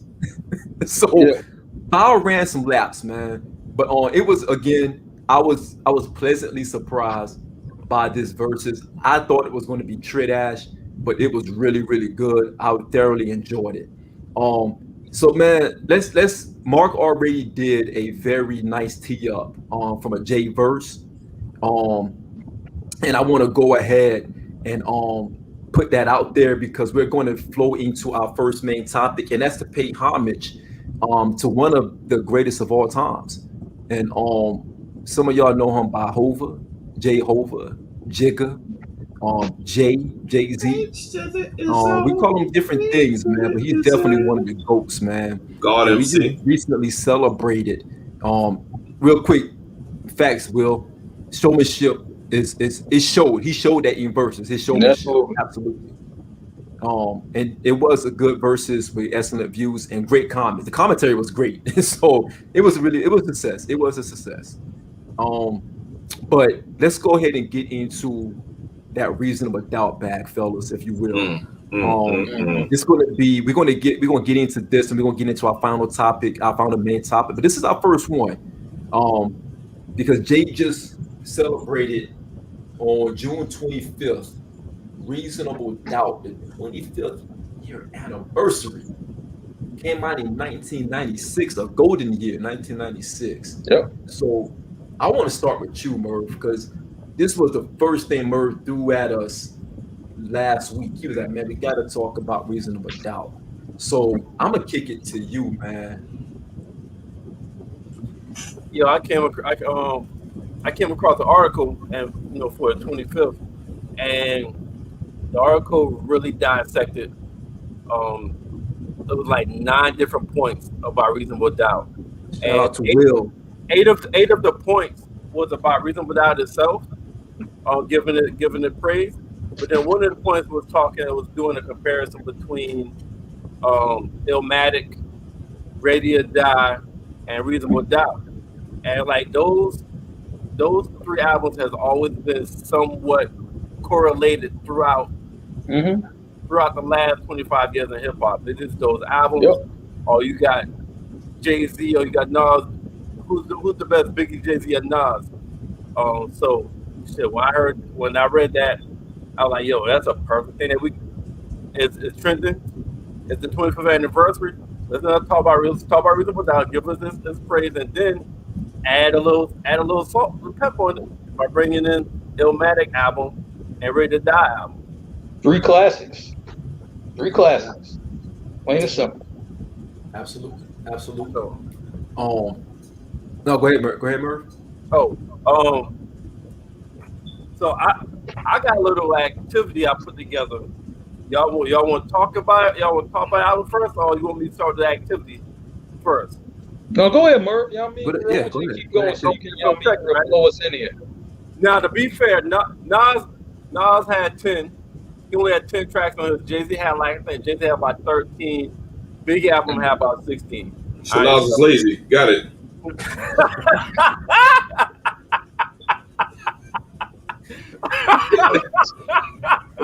Goodness. Yeah, shots fired early, motherfucker. You know I'm coming. Man. Merv, please proceed, man. My bad, man. Hey, Shawn, Yo, you gotta we're gonna get to that, Will. On time. We'll get to that, Will. How many do you think, Will? All right. Hey, so check it, right? Everybody, and I know, hopefully everybody kind of still familiar with all of it, all right? So this is loosely. Don't get all out of shape. Be like, oh, bro, if you ain't prepared for this, nah, nigga, this is on the. I want you. That's gonna happen. I'm gonna do that. I'm gonna do that. So continue. No, I ain't tell you I'm prepared for shit. So I crunched the damn songs to 10. Hello? It's still a whole tribute, Nikki P. We still got it. All right, so I got 10 songs from Ready to Die. I got 10 songs from Jay-Z, Reasonable Doubt, and I got 10 Nas songs. All right. So listen, we're gonna start with the first song. We're doing beats, lyrics, and flow. All right. We're gonna do beats first. 1, 2, 3. We're gonna rank it. 1 is being the top, 2 being the next, 3 is last. All right. The person with the lowest number wins. All right. We're gonna do beats first. All right. Things Done Change by Biggie. Can't Knock the Hustle, Jay-Z, The Genesis, Nas. We're just doing beats right now. Hold up. Is this an intro? Huh? The Genesis is an intro. Yeah, that's the intro. Oh, they do. That's literally an intro. Like Nas really had like 9 songs in the intro. Yeah. All right, well, shit. The Genesis Biggie intro. That's so what I got Biggie. You remember Biggie intro stacks? That's Genesis tough to me, the Genesis are Biggie's intro. Genesis is the slave shit, right? No, it was written. It was written. Okay. We come back to that. Yeah, we'll come back. Y'all think about that. It requires research, apparently. Yeah, I got Biggie. This is no damn research. It's off the hip. All right, go ahead. All right, so we'll come back to that. Now, next song. Everyday Struggle, Politics as Usual, New York State of Mind. New York State of Mind. Um. I'm not be thinking about that one. Everyday Struggle. Yeah. See, I don't plan on being biased like this nigga Queens right here. So I'm gonna go with Everyday Struggle. Dude, New York State of Mind is y'all crazy, man. Nah, I was like to be for me it's close, man. But I got New York State of Mind. I like that joint just hit real hard. On, man. That's all I remember. He reused it in another album, so that's why I'm taking points. I mean, was it I Am where he New York? That was the same I song, love man. Politics as Usual, but I'm just saying I'll take the hardcore over the smooth shit. That's just me. All right. I fucked up, Mark. Thought we was better than that. Next one.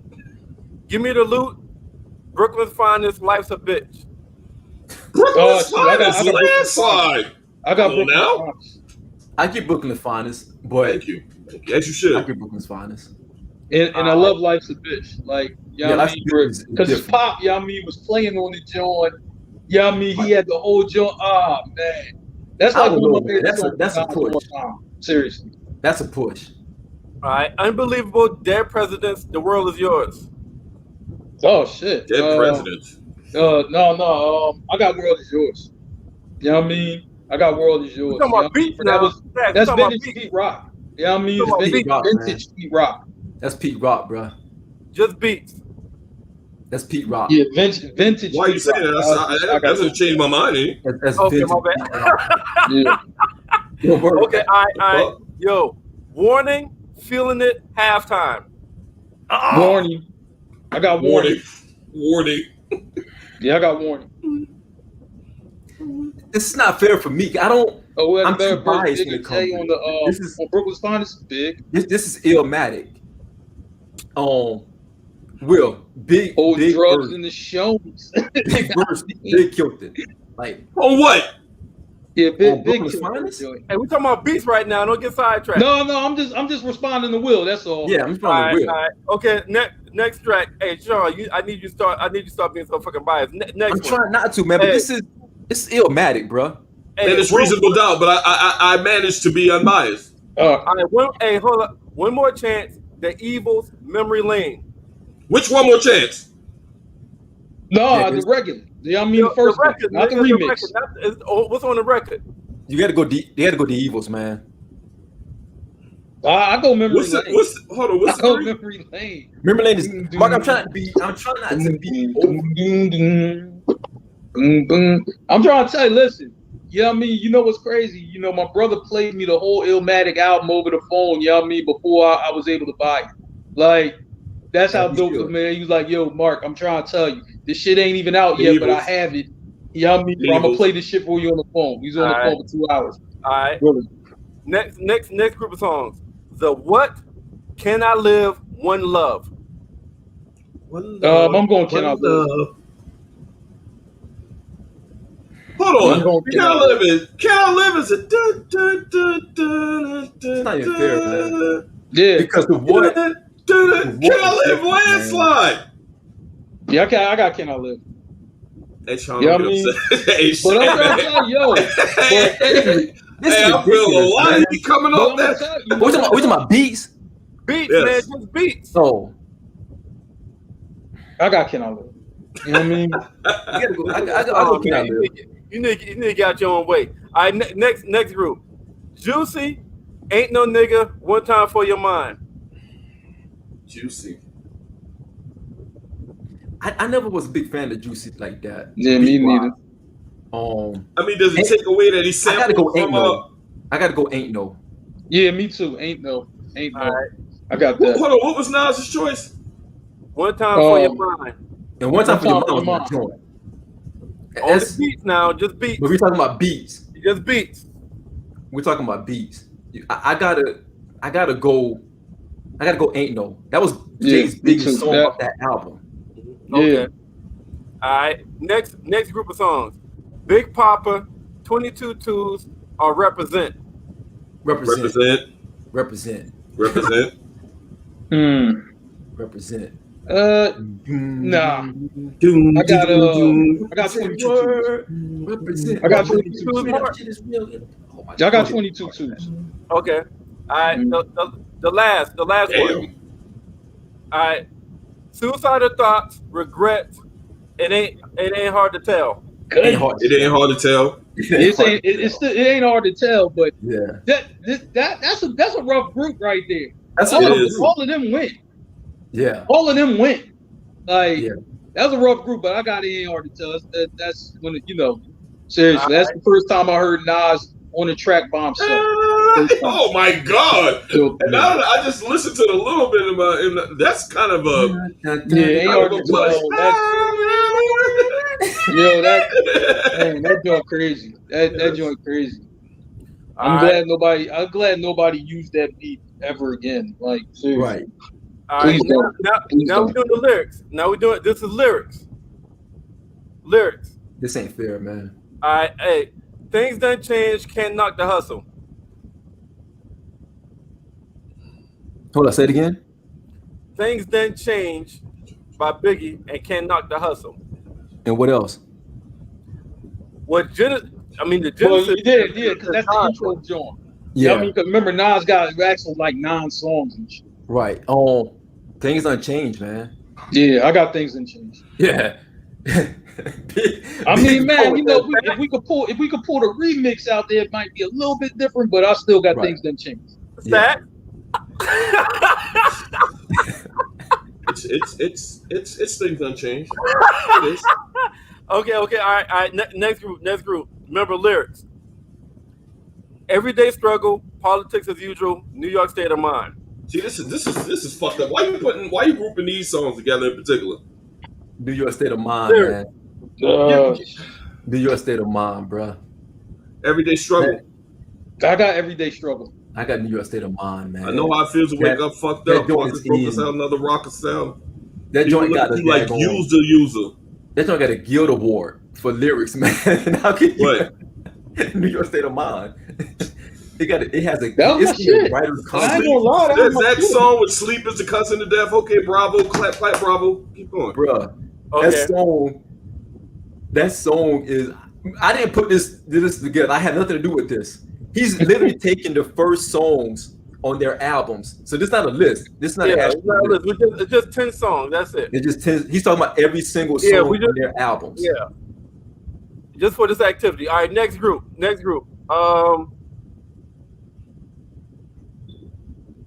Give me the loot, Brooklyn's finest, life's a bitch. Lyrics.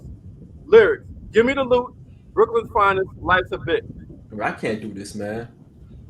Because I'm gonna say life's a bitch. Well, no, but I ain't picking Brooklyn's finest because Biggie, for real, was better than Jay on that joint. He was. Sorry, he wrote that joint. You know what I mean? So I'm automatically. I'm gonna go with life's a bitch.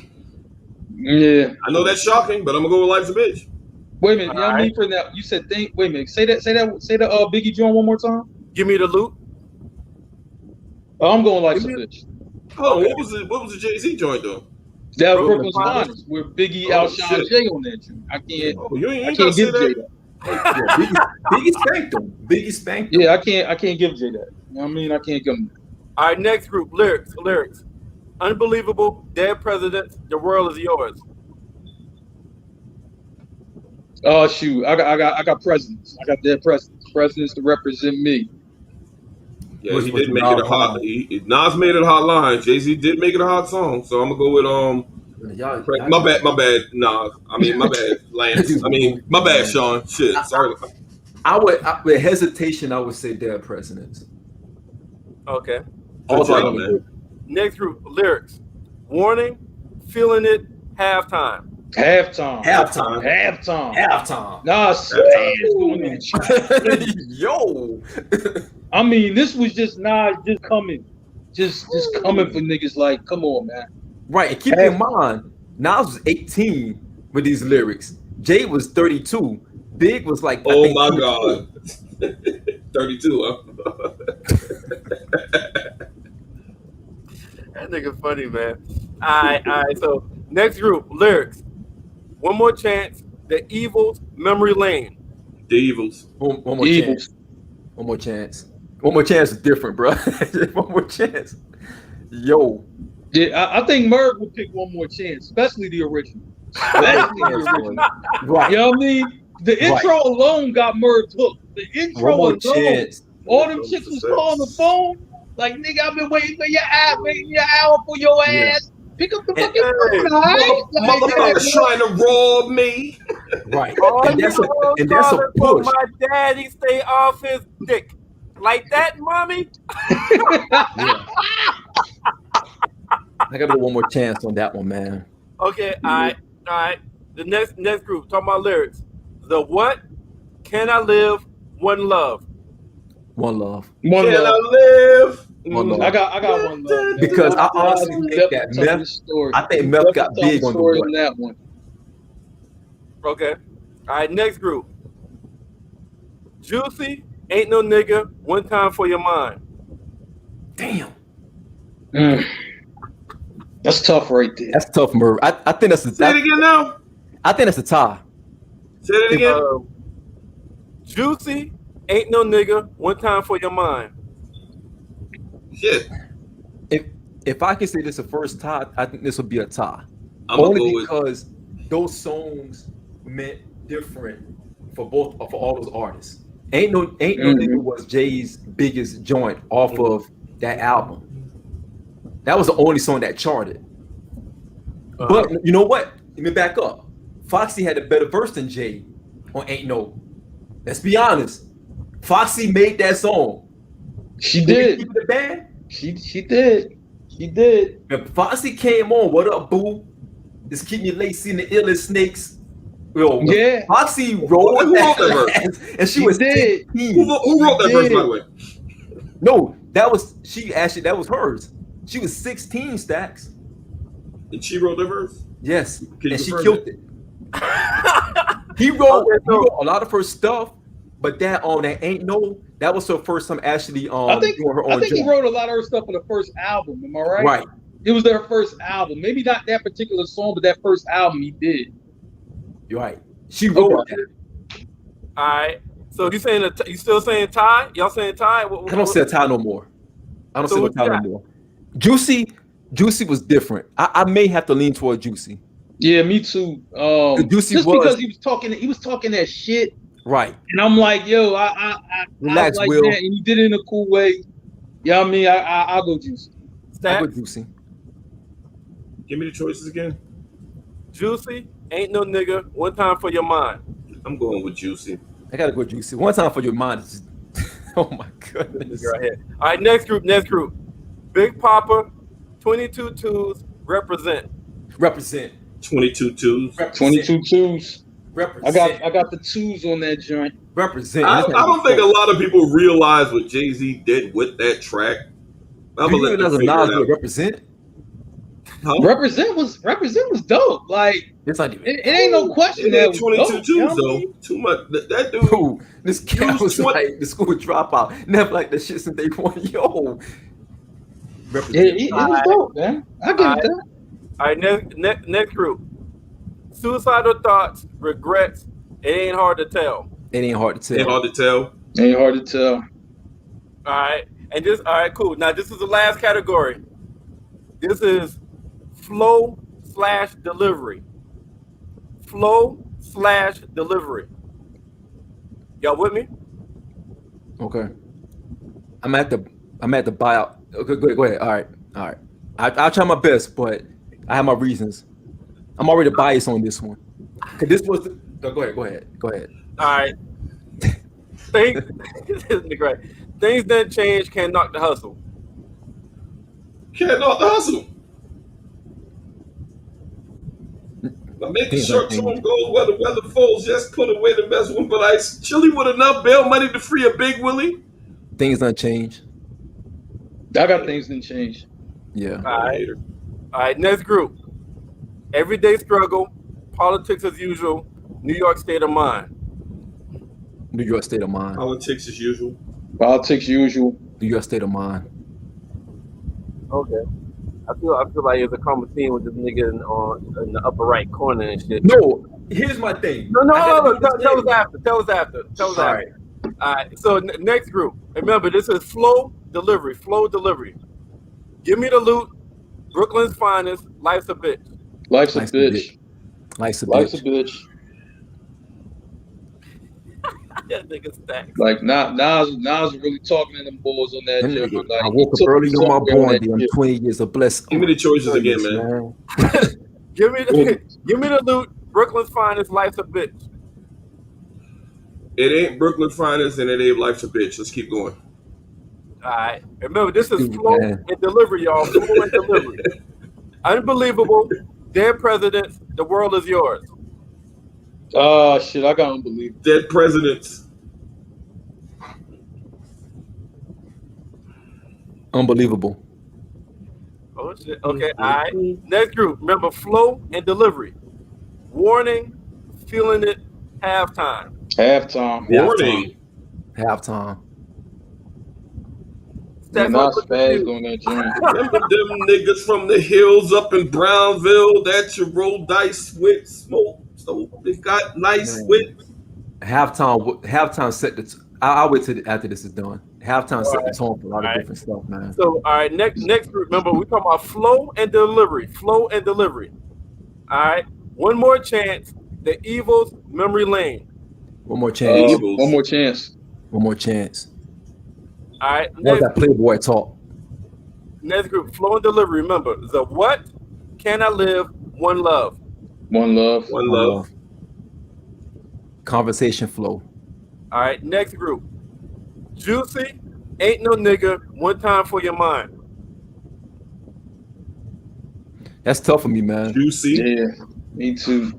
That's tough for me because I Juicy. like I Flow don't and know delivery. what my favorite song out the group is, but then now you talking about the flow and delivery. Hey man, Right. this dude is talking about going from being fucking poor to rich. Super Nintendo, Sega But we talking about Genesis. flow and We're delivery. talking about flow and delivery, nigga. Flow and delivery. Flow and delivery. We ain't talking about lyrics. Flow and delivery. Flow and delivery is Yeah, just. but you know what? Give me Though? the three How you riding choices. the beat? I still think Biggie wrote that beat delivering though. to you. I still dropping think the Biggie word. wrote that beat, yeah. and it's a beat that wasn't even like a normal Biggie beat, and Right. he wrote it though. I I give you gotta that. get that credit. I I'll gotta go get that Juicy. credit, man. I'll go Juicy. Stats. You with us? Yes, Yeah, flow and Juicy. delivery, not lyrics. Okay. Next group, Big Papa, 22 twos, represent. Represent. represent. Represent. All right, last one, flow and delivery. Suicidal thoughts, regrets. It ain't hard to tell. I got Flow suicidal and thoughts. delivery. I I got ain't hard to suicidal tell. thoughts. Hold My on, give baby me. mother 8 months, her little sister 2. Who's to blame for both of them? Nah, nigga, not you. Nah, that was Give me much. the- give me I the can, choices I again, can Mark. respect that, Mark, but I still got to go in hard to tell. It's Regrets. different. It ain't hard to tell. Remember, flow and delivery. I'm gonna go with it. Ain't hard to tell. Yeah. It ain't hard to tell. It's different, man. All the Yeah, other matter me was too. different. So, Yeah, that was all my category. That was my This is fucking- Okay. all right. For us Can to, I like, give my really disclaimer try to- real quick? Yeah, go ahead. No, I'm not legal. I just want to get our juices thinking in a different way and really dissect the 3 albums. Kind of like take 10 of the best songs since Nas only had 10. And we can talk about other songs now, but Lazy Nas. I just I'm did sorry. it to 10 songs. Yeah, there we go. I just did 10 songs so we could really kind of dive in this and peel the onions back and get our hip hop juices flowing about these 3 albums right here that goes down as classic. Man, let me Absolutely. tell you, yeah, I mean, shoot, I copped all them albums either from Sound Up at Darby or Sound of Market. Shout out to Sound Up at Darby, Leandro's Pizza, you know what I mean? That's when you know you ain't really have a lot of bread, but you know you had a little something. Buy her a little something, buy a little slice from the pizza store, you know. That's back in them days, you know what I mean, with the Jetta. You know what I'm saying? You know the old Jetta, man. Right, the little Jetta. After that, The You know what buggy I'm guy saying? Jetta. Who's the best, Um, Biggie, Jay-Z, or Nas? My And that's how Shawn got that shit lined up. my disclaimer. Yeah, absolutely. Yo, that's how I had it, man. Yeah. Like, Who's the best, Biggie, Jay-Z, or Nas? yo, my disclaimer for Illmatic was this, man. Like, you have to understand, like, Illmatic was the bridge to the new sound of hip hop because although it came out early, Illmatic came out in April '94. You know what I mean? Ready to Die came out like in September, I think September 13th, of '94.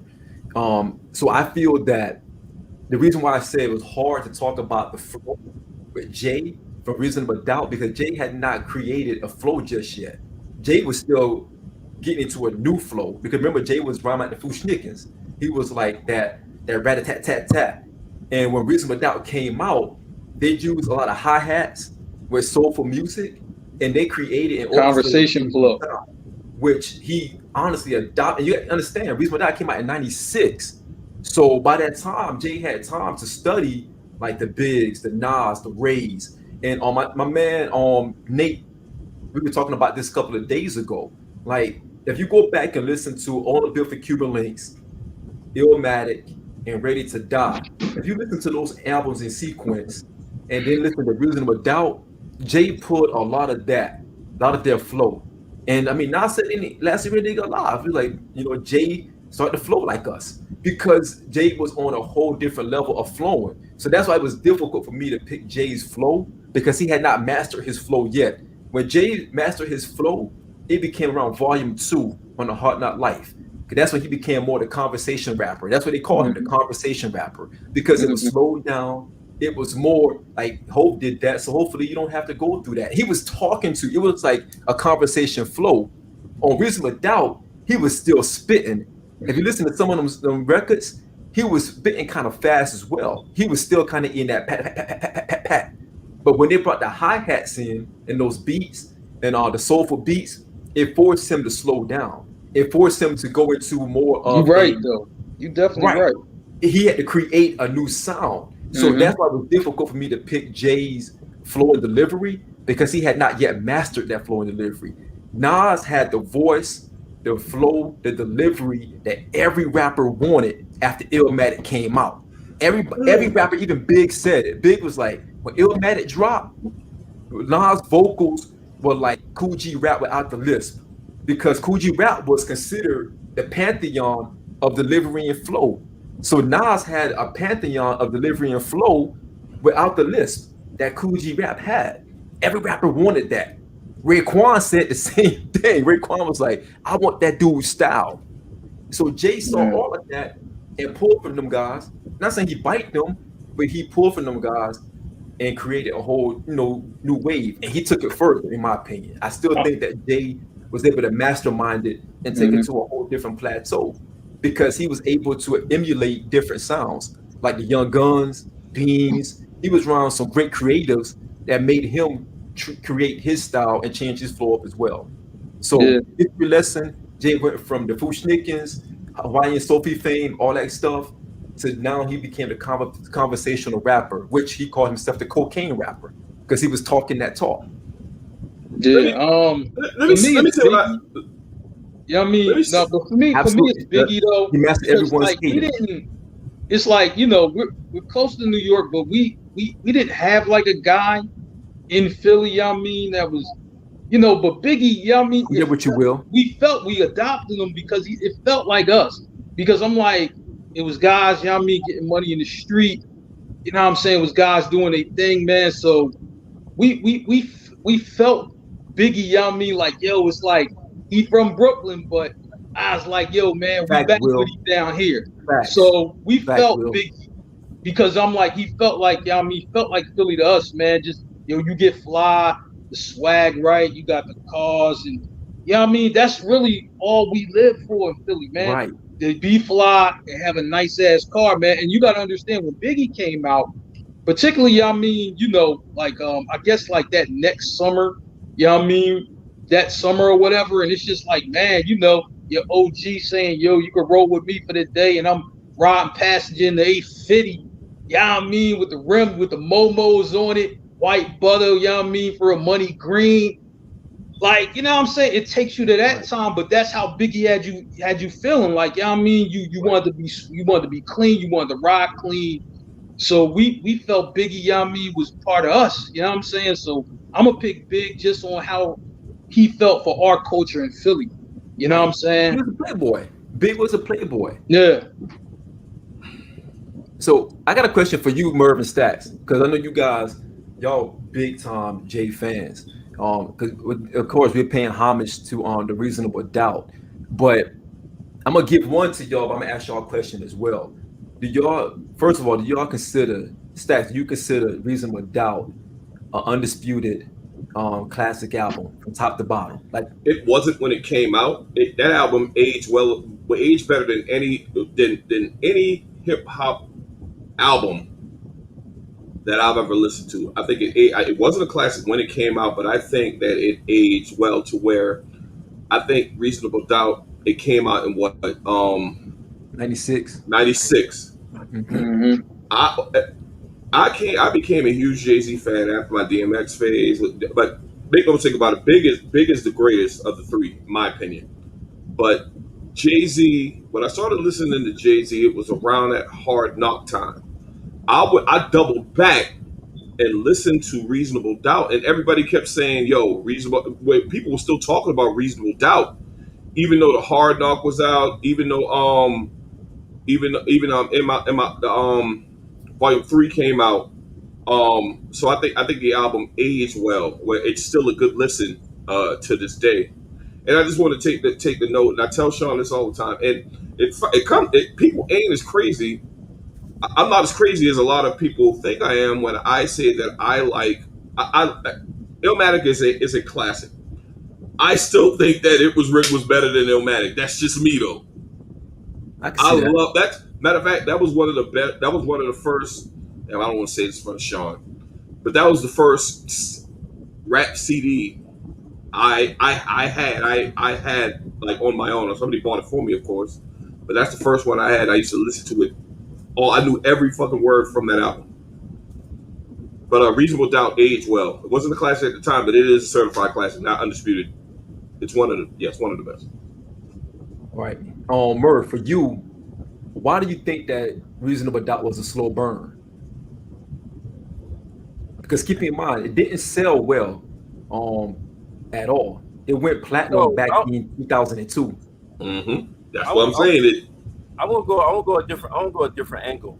I might ruffle some feathers with this one right here. Jay-Z, Reasonable Doubt, huh? Check the private chat as well. Reasonable Doubt was a slow burner, and Jay-Z Jay-Z came up slow. It's crazy that this nigga's a billionaire from hip hop right now, but Reasonable Doubt came slow. Jay-Z came slow, and I couldn't stand Jay-Z because my goal is Tupac.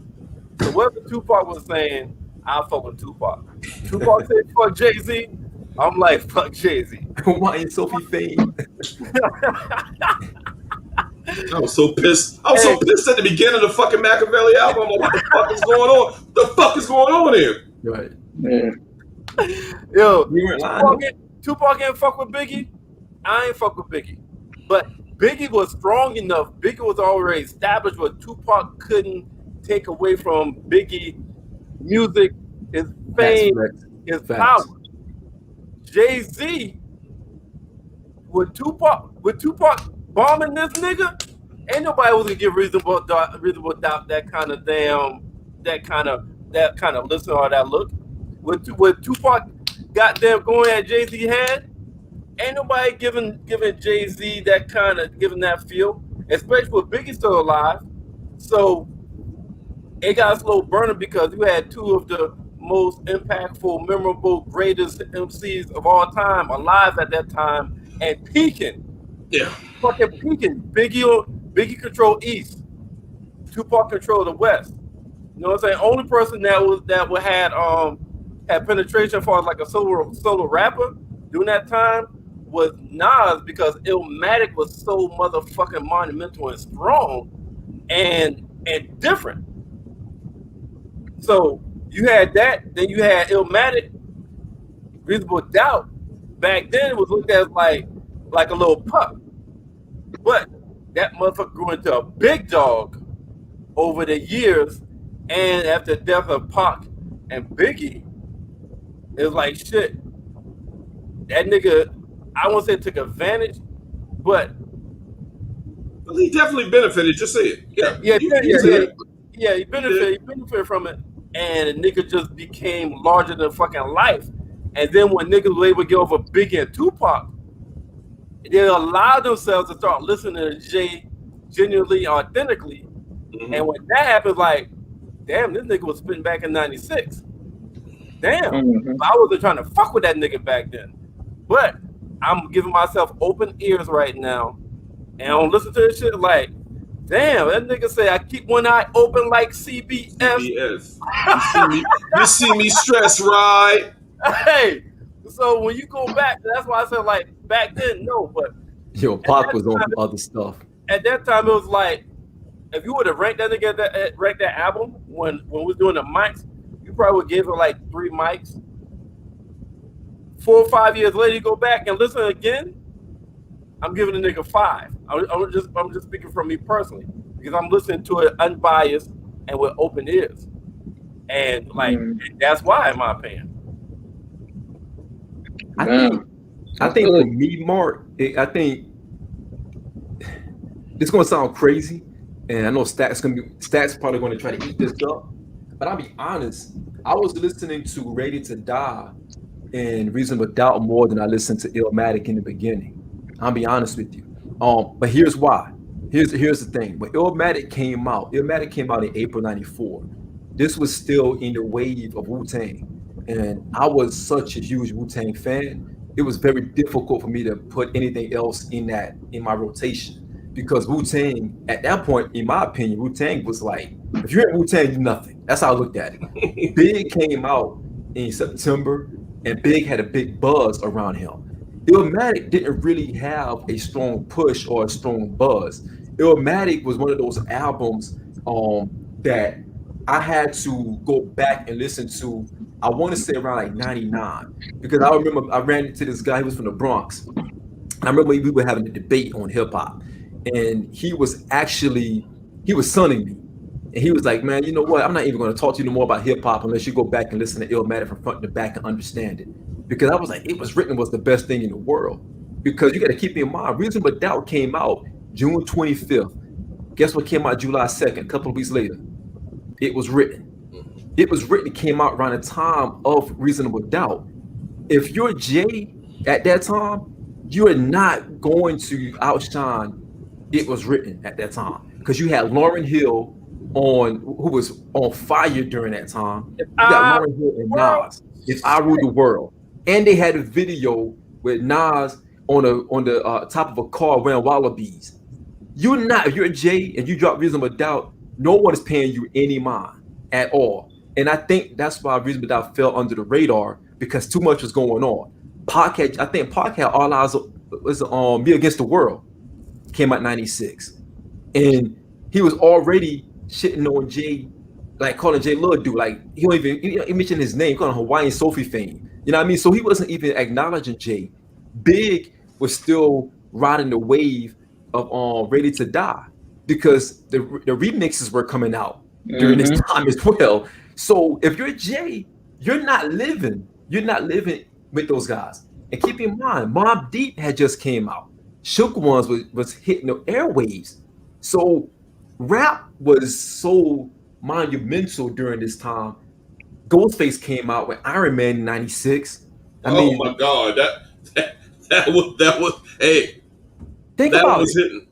That was, and you just came off the heels of Jizza, Old Dirty, and On a Bit for Cuban Links in '95. So you got to think about it, fellas. Like that was tough for Jay to really go up against, man. That's a lot, man. Yeah, it's Hey, crazy. I want to ask Mark and Shawn this because me and Merv are in the South and like the part of South Carolina that we're from, we are up top rap bias. Very. When One More Chance remix came out, I remember I was still in high school. I don't know. I can imagine it played a lot, bro. That's all you heard when that shit dropped. Where we were, every car that passed by, everywhere you go, you hear that, and it was just, and cats would be like out in the open, just fucking grooving to that shit, man. That shit was fucking phenomenal when that remix. I mean, I'm pretty sure it was the same way in Philly and especially in New York. But when that dropped, Mark, how was it? Up there in Philly when that One More Chance remix came out. Facts, Mo. Facts. Look at Mo's comment. That's big facts right there. Yeah, I'm gonna say like this: One More Chance. Big facts. It's Biggie. I mean, you gotta understand, we love Biggie. I mean, like seriously, like Biggie, and Biggie would actually come to the city. You know what I mean? Sometimes too. For shows or just kind of being out in relays when that was really really big and everything like that. And we love Biggie. Like Biggie was just like the adoptive son we never had because we didn't have anybody major. No disrespect, I mean to Will Smith, but he was off, acting, what I mean, at that time doing Fresh Prince. So we didn't have anybody who was doing the shit that we were seeing on it daily. You know what I'm saying? So it felt so good, what I mean, for to have a rapper, what I mean, kind of that we can kind of embrace more, what I mean, like a Biggie. But one thing, let me say one thing real quick about Reasonable Doubt. I'm like, when it first hit, like I got the album, I thought it was good, but it was like a lot, like Shawn said, there was a lot of albums around that. But I'm gonna tell you one thing about with growing up where I did, I'm saying, scenery kind of influences, I mean, your ears, right? Now the guys who, were bosses in the city, they were playing Reasonable Doubt because it spoke to them, because they were living the life that Jay was talking about on this record. So when they come through the block, I mean, you got boys in the Act Legends, the Lex Coupe, you know what I'm saying, Range Rovers and all of that. You know what I mean? You got niggas, I mean, like, yo, they on top. You know what I mean? And they was playing Reasonable Doubt, so it made somebody like me appreciate Reasonable Doubt more, because I'm like, well, the boss dudes, I mean, Bull came through South Street in the Ferrari Testarossa. I'm like, shit like that. When you see it as a young boy, you just like, God damn, it's a motherfucking Ferrari. Like, you know what I mean? Like, it hits you different. And then and he got the system. So you listening to it and just like, man, I gotta listen to this Reasonable Doubt, man, because if the bosses is playing it, I gotta play this shit in my little Jetta. You know what I'm saying? I gotta play it. If the bosses is playing it, and this is the way they was pulling over. Algorithms.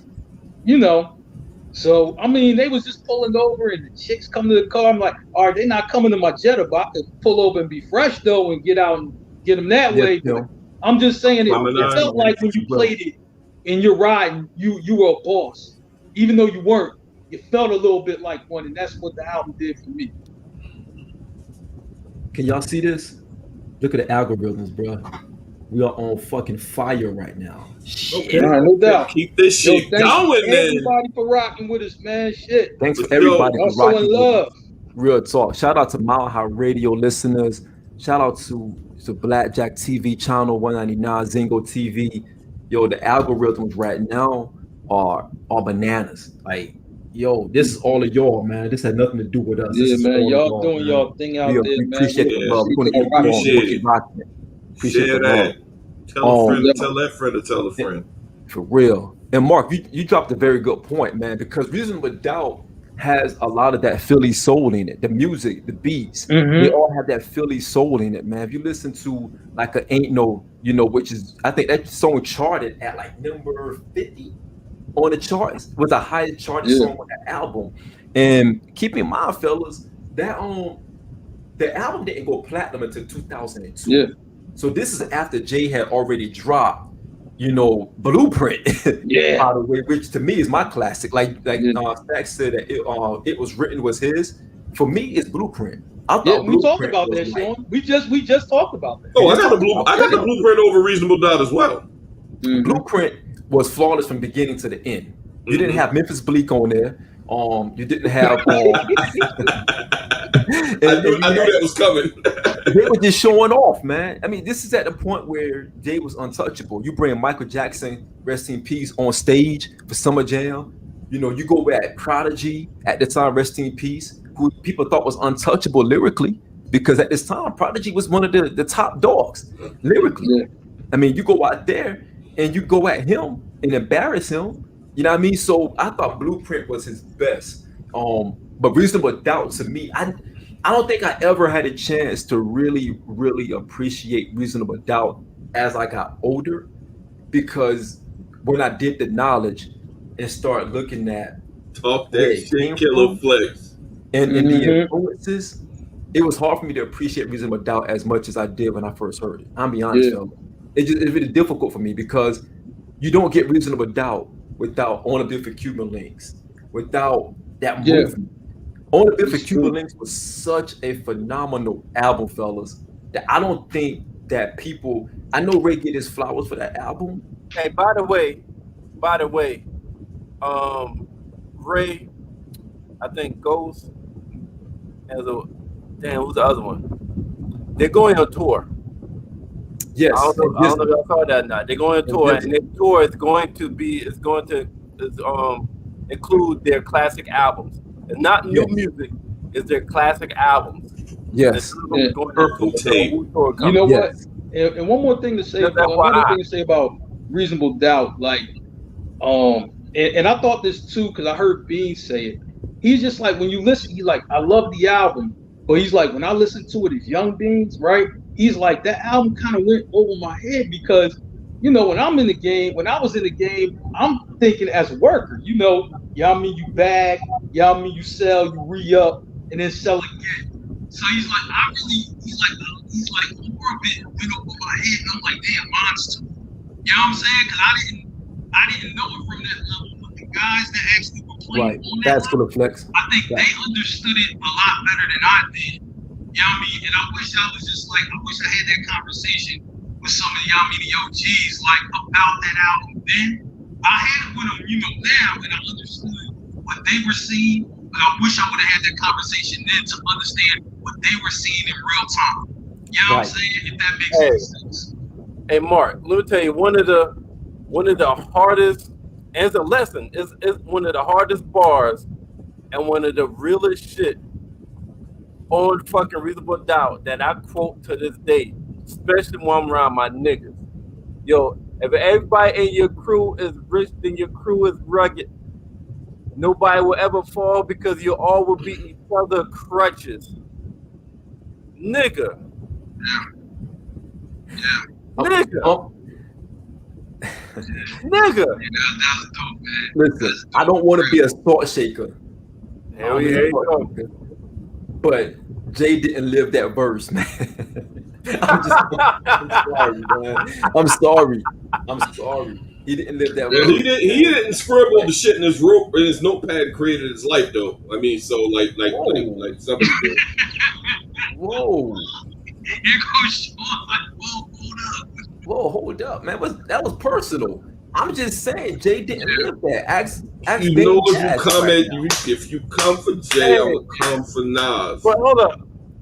But Shawn, Jay-Z said, I done made more millionaires than the lottery did. And he said Beans would tell you if he wasn't in his feelings. Yeah, he talked to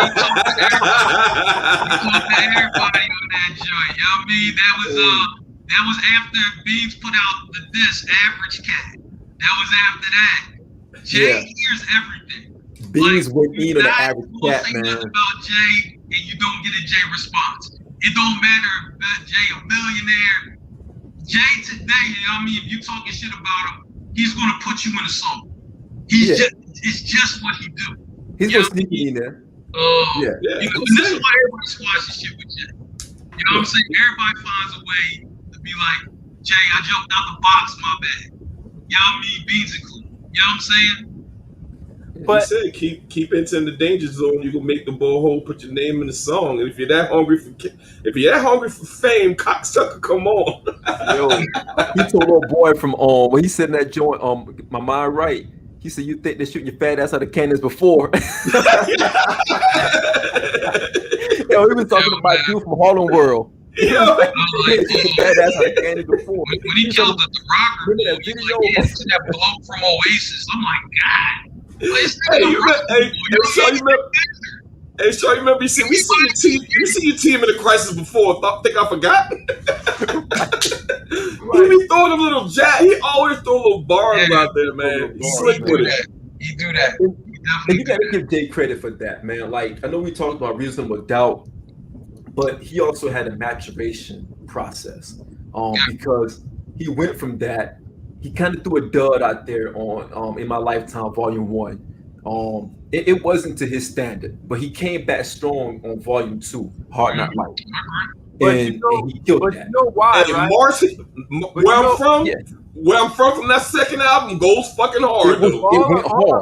Hold up. But you know what happened with the In My Lifetime Volume 1? Why that was a dud? Definitely. Oh, okay. Because he said he tried. He was trying to be puffy. Right. Yeah, he trying to ride that way. Sunshine was a disaster. Shawn keeps reminding me of that. Yeah, he get the creative control of puffy.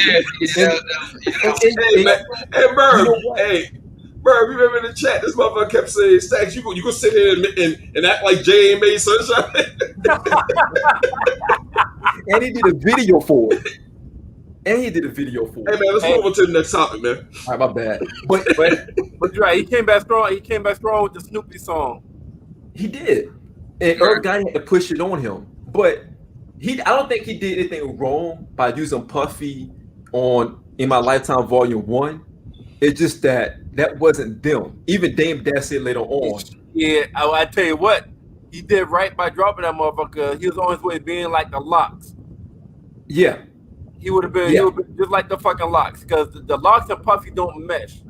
If the Locks had got with another, if Rough Riders was the first, or maybe Def Jam was the first, or they would have been much further financially and legacy wise in hip hop world. Yeah, Puff. Absolutely. Why'd you have to bring up In My Lifetime, man? I'm thinking of that. I Know What Girls Like. God, I Know What Girls Like. Fucking disaster, man. That's Puffy, though. That's Puffy. Fucking goodness, man. I know. I'm trying to tell you, listen. I know what they want. Please don't. The Lock shit alone something was wrong when they was in the Mace Feel So Good video. All them guys was in green suits and shit. I'm just like, y'all should have known something was wrong right then when they showed y'all this what y'all wearing. Right. Like, oh shit, you know what I mean? They should have known something was wrong right then. But Jay had like a yellow bubble outfit on that video, man. The Girls Like video. I mean, he was singing the hook, him and Puffy singing the hook at the same time. Like, I know what girls like. Okay, let's not act like imaginary playing on there. I kicked that hottest shit you needed. I got it shit. That down south Master P body shit. Don't act like damn that where I'm from. And you must love me when you talk about shit. You right. But you know what though? That You Must Love Me joint was one of my favorite joints during that time. That's a nice record right there. Because not only did he show that he was a dirt bag, like dude was like, I popped one in your shoulder. But still you so let me ask y'all this. So let me ask y'all this. And I'm pretty sure we could throw one out. But since we're talking about, because this conversation started from every one of their first albums, right? I have a question before I ask that question. Do we have consensus who y'all think was 1, 2, 3 was the best album? Can we rank it? Reasonable Doubt, Ready to Die, Illmatic. Oh, I can. Yeah, definitely. We talk about the beats. We didn't talk about the lyrics. We didn't talk about the flow. So who y'all got? Who I'll go last. Yeah, you go last because you predictable.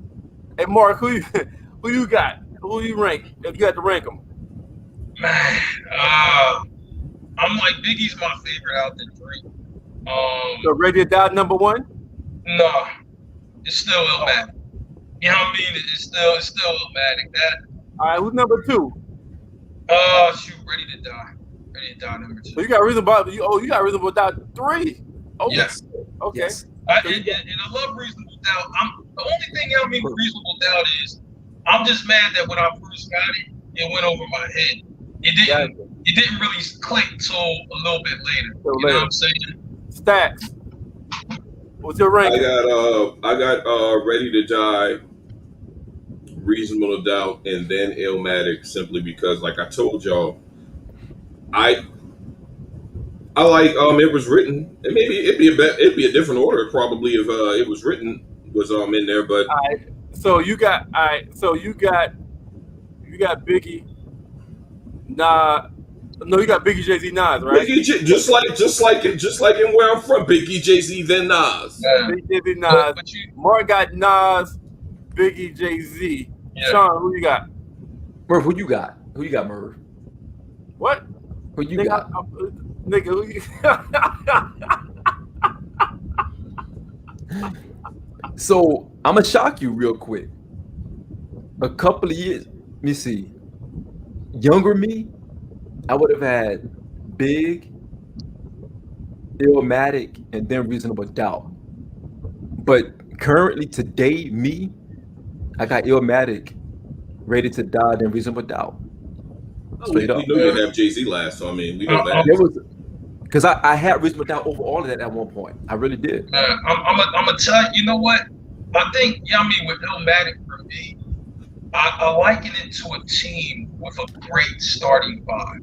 Facts. I mean, no holes in the starting five. They can run the whole 48 minutes. Like, when you look at it, New York State of Mind, Life's a Bitch, World Is Yours, Halftime, Memory Lane. I mean, that's like, like, if you're a pitcher and having to pitch against that, you getting homered off every time.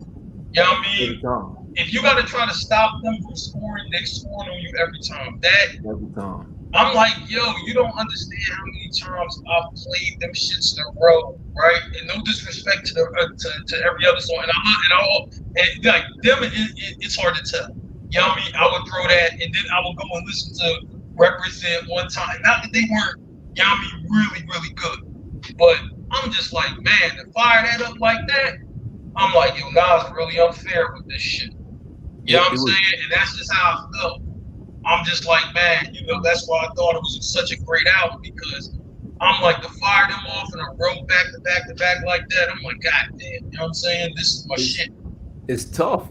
And again, I had to go back and appreciate it. I was scolded by an OG. Yeah.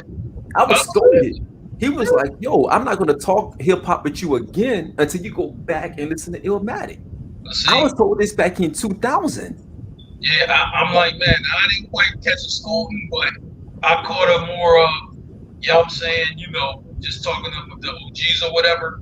And then I was just like, man, you don't got that Nas, you don't got, no, this is the shit you need to be on. This is what you need to be on. They tell me why, Reasonable Doubt, but they were like, this is the shit you need to be on. But like I said, it went over my head, but it didn't go over their head from the level they was playing at. I wasn't playing on that level, so I really couldn't understand it. But like, I wish they would have explained it to me then. You know what I'm saying? So I could see it in real time. I just didn't know what it was. Facts. Old dude told me, he said Illmatic is essential. He said, you don't understand how essential that album is to hip hop. So let me ask y'all this.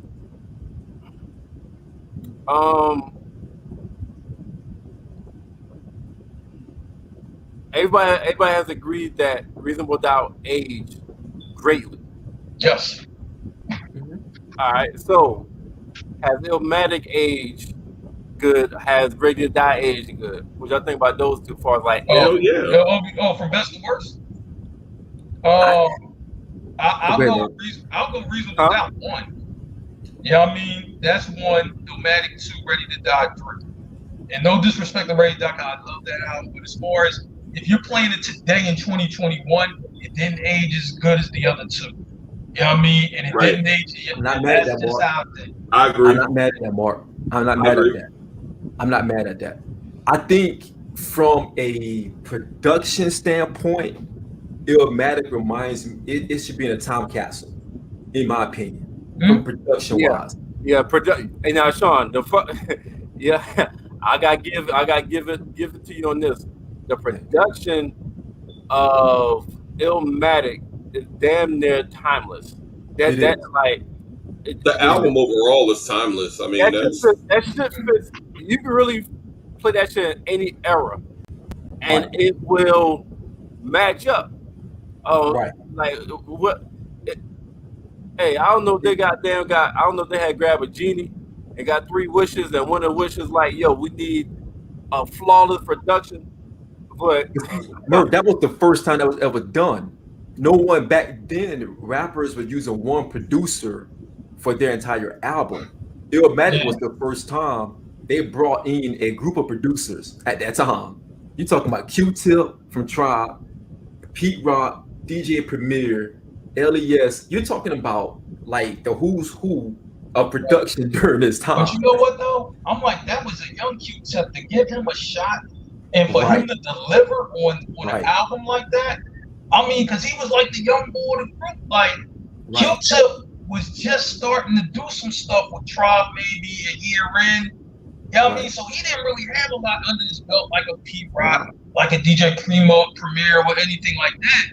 So I'm like, to give him a shot and he get one love and knock that out the park the way he did, that gave him something on the producer side to allow him to do a lot more records. Because if that wouldn't have went well and he did a song and it didn't make the album, his career as a producer would have been short-lived. And Shawn, to your point, Illmatic is kind of in a capsule because earlier this I think we went over in the show earlier this year. It did get enshrined into the Library of Congress, and I don't know if a lot of you are familiar with that, but I think all eyes they don't. It's preserved for recordings like elite, and usually they don't have that many rap and R&B albums. And I think the Miseducation of Lauryn Hill is in there. I think All Eyes on Me is in there as well, I believe. But Nas got that honor this year. That album was enshrined in the Library of Congress. So I mean that even makes it more of a classic because they teach it at Harvard as well. It's an actual course at Harvard to teach Illmatic. Damn, which is crazy. You have to take that course if you're at Harvard to study Illmatic, because you got to keep in mind the kid was 17 and 18 when he made that album. And every line, every paragraph in a line, because they actually did like a write-up and they were breaking down the lines and how he was able to put it together. Drop out of school in the 8th grade, and he was able to put together an album that introspective and that thoroughly written. And they were like, how? Like and Harvard actually used that as a curriculum. But it was one thing about Nas, he's a reader. He's always school or no school, he's always been a reader. And when you look at when you hear about some of the greats, right? You know what I mean, for like a Nas, you know what I mean, for a Jay-Z, Tupac, people like that. One thing they have in common, they all read.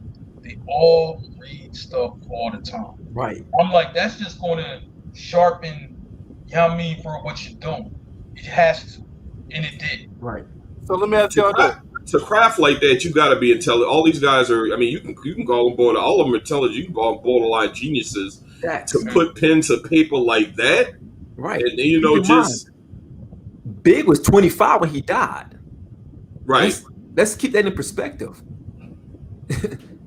He came out with 22, 23, ready to die. Jay was like 27, maybe something like that when Reasonable Doubt came out. Park and Big blew up way before like age-wise. I'm talking about age-wise. They was like young when they blew before Jay. But they all read. Like, you know what I'm saying? That, you know what I'm saying? You know, that's when I really learned, like, you know, whether you went to school or not, that doesn't mean you're not intelligent. Oh, absolutely. You ain't go to school right. That's all it means. Right.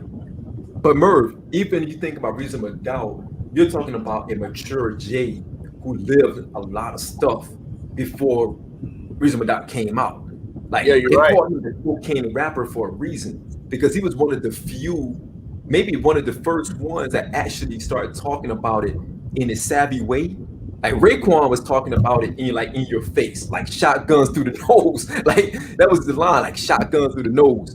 You know what I mean? Ray and Ghost was talking about it like in your face. This is how you cut it. This is how you cook it. Jay was more of the business side of it. He was talking about how he was flipping it from a business perspective on Reasonable Doubt.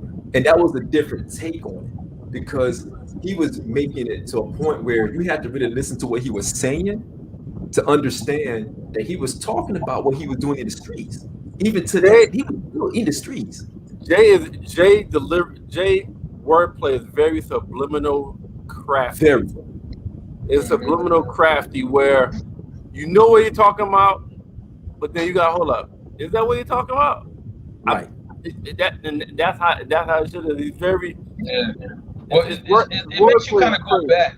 Yeah, it makes you kind of go back because he'll get into the intricacies of, you know what I mean, what he's talking about. And even if it's a subject you're unfamiliar with, you know what I mean, or, you know, not unfamiliar with, but you don't have like firsthand, like hands-on experience with it, he can kind of walk you through it where you will understand, where you can understand it.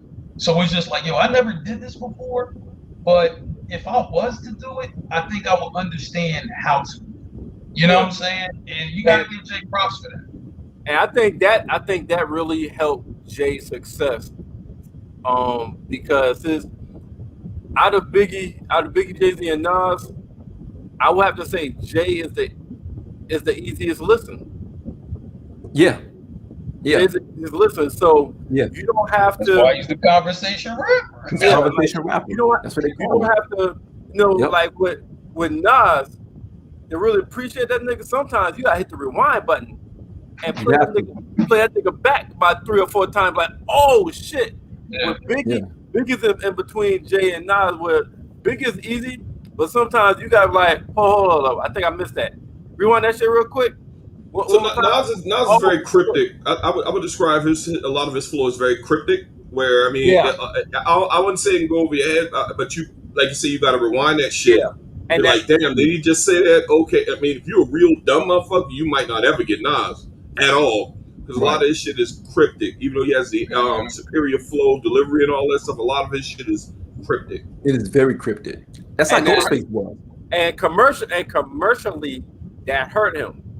It did. Right. It did. Commercially, that hurt him. Good point.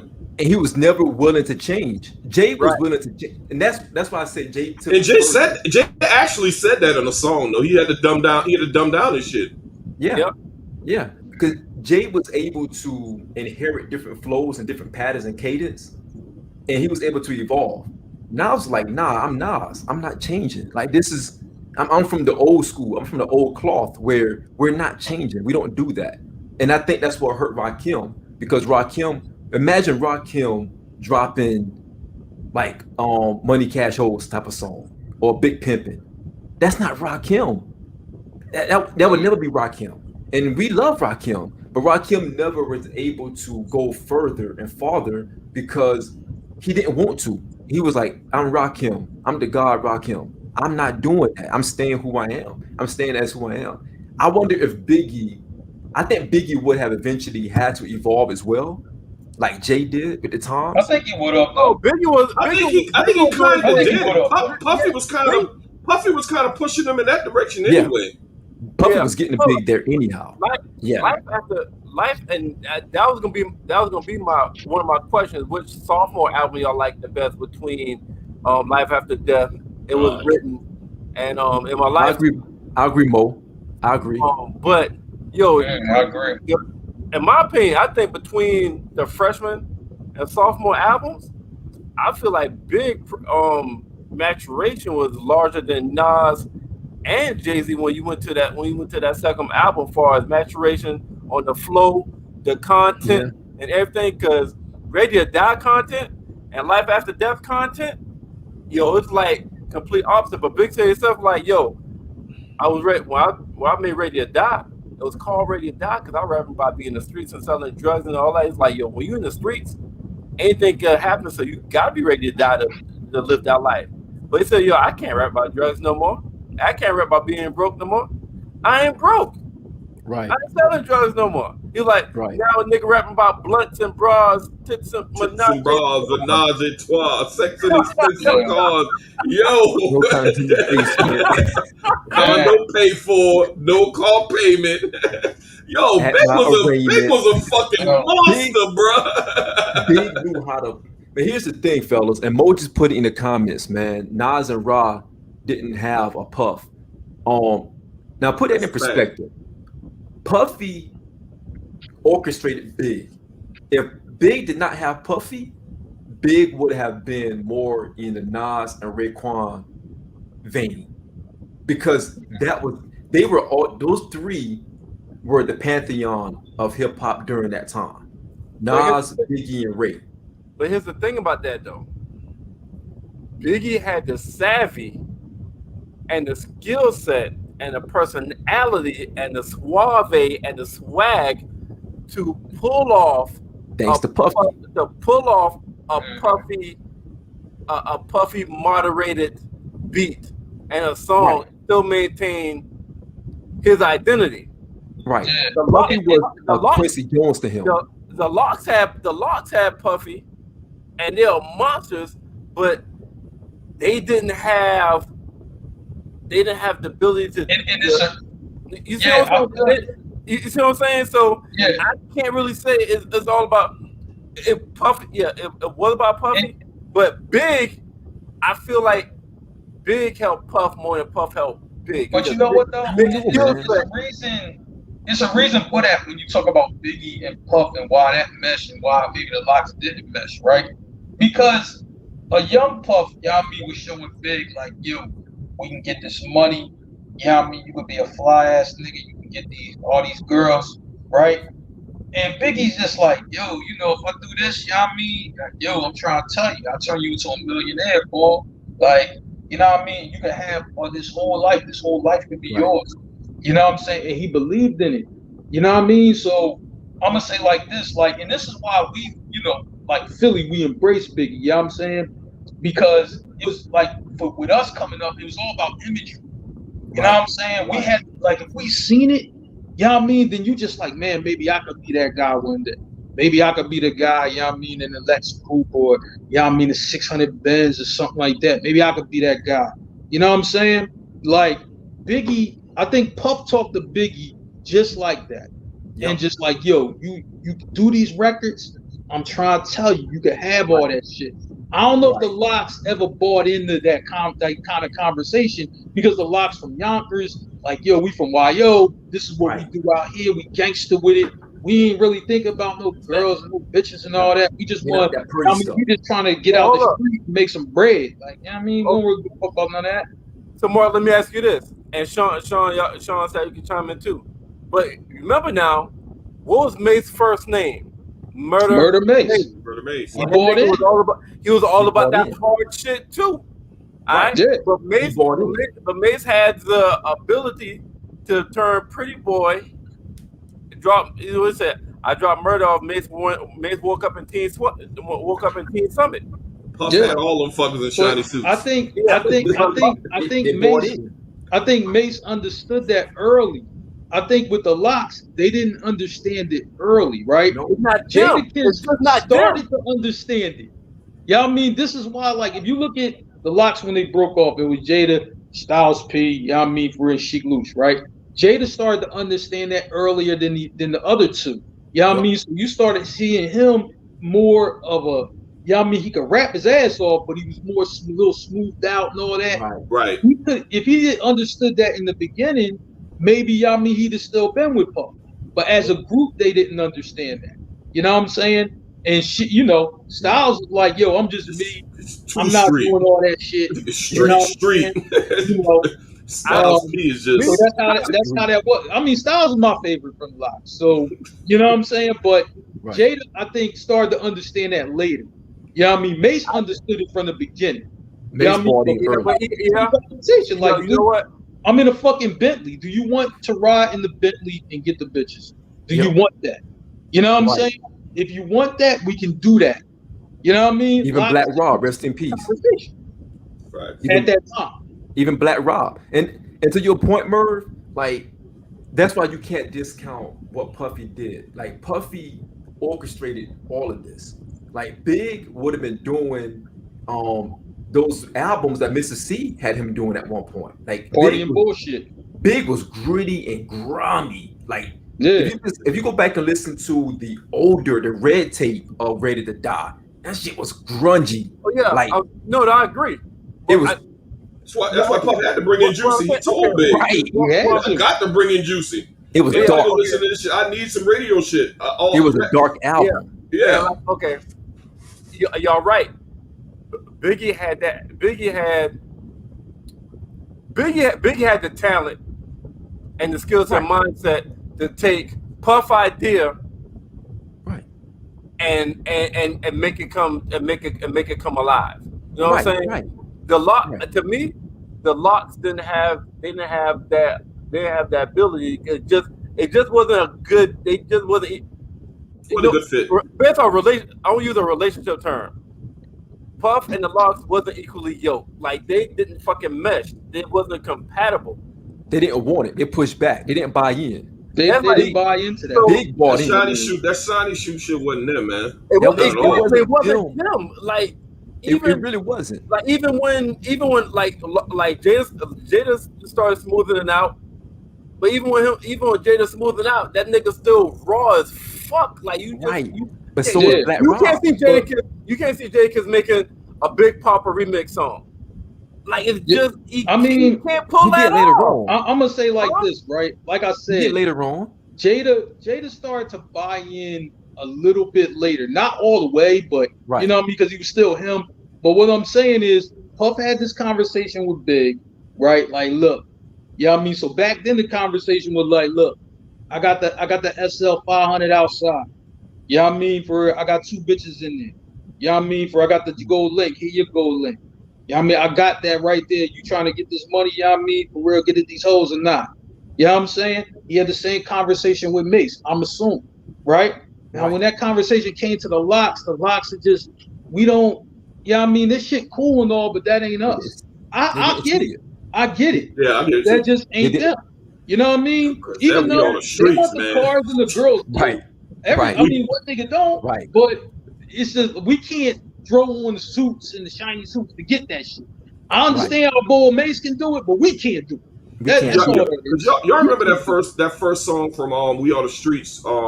If you hope we wouldn't make fuck you. The lyrics from that shit was just like, damn, I need to turn this shit off. Like I'm killing somebody right fucking now. They went straight to it, but that's what they wanted. But Murph, even back to your original point, like even if you look at RZA, right? RZA told the Wu, give me 5 years. Let me orchestrate this entire thing. I got y'all. They had to buy in to what he was going to do for them. Mm-hmm. After they were done with that, think about how Wu-Tang, I hate to say drop off, but think about how less impactful they were after that plan was over, when they went out and started doing their own thing. But RZA was all involved. Yeah, but RZA still played to each and every one of them niggas' strength. Say it again? I said, but RZA still... Well, he was on all their first projects, right? But RZA still produced and played to them niggas' strength. Right. He had no say-so. Yeah, huh? They had no say-so. That was the... Okay, yeah, okay. Yeah. No, I get that. I get that. What I'm saying is, Puffy, with some of his artists, it was like trying to put a square peg into a circle, into a round hole. Everybody couldn't follow Puff. Everybody couldn't follow Puff. Right.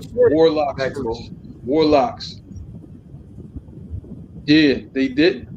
I mean, for real, the Warlocks. But what I'm saying is, like, if they had that same kind of, if they had that same kind of damn rawness, and they went to another label, like if Rough Riders if they got Rough Riders when they was around the same age with Money, Power, Respect, or even who was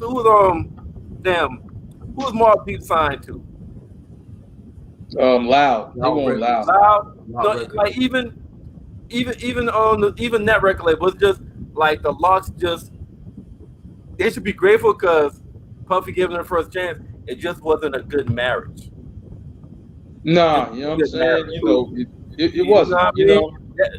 Well, Puff tried to work the Locks the same way he did Biggie and Mace. Tried to do cookie cutter. That didn't work. Cookie cutter shit. You know what I mean? But it worked for Biggie and it worked for Mace. You know what I mean? Because it's just like, yo, he probably told him the same blueprint. Y'all can do this shit, but they were just like, nah, that ain't really us. You know what I mean? Agree to disagree type shit.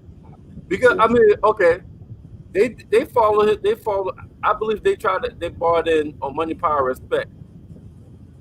That And album they really did. is not that album is really not that good. It just they sound off. They got like the Money, Power, Respect song is hard with Lil Kim, but them other shits when they got the little goofy beat or like the too smooth beat, they just don't sound like it's a fit. You know what I'm saying? It sound I off. agree.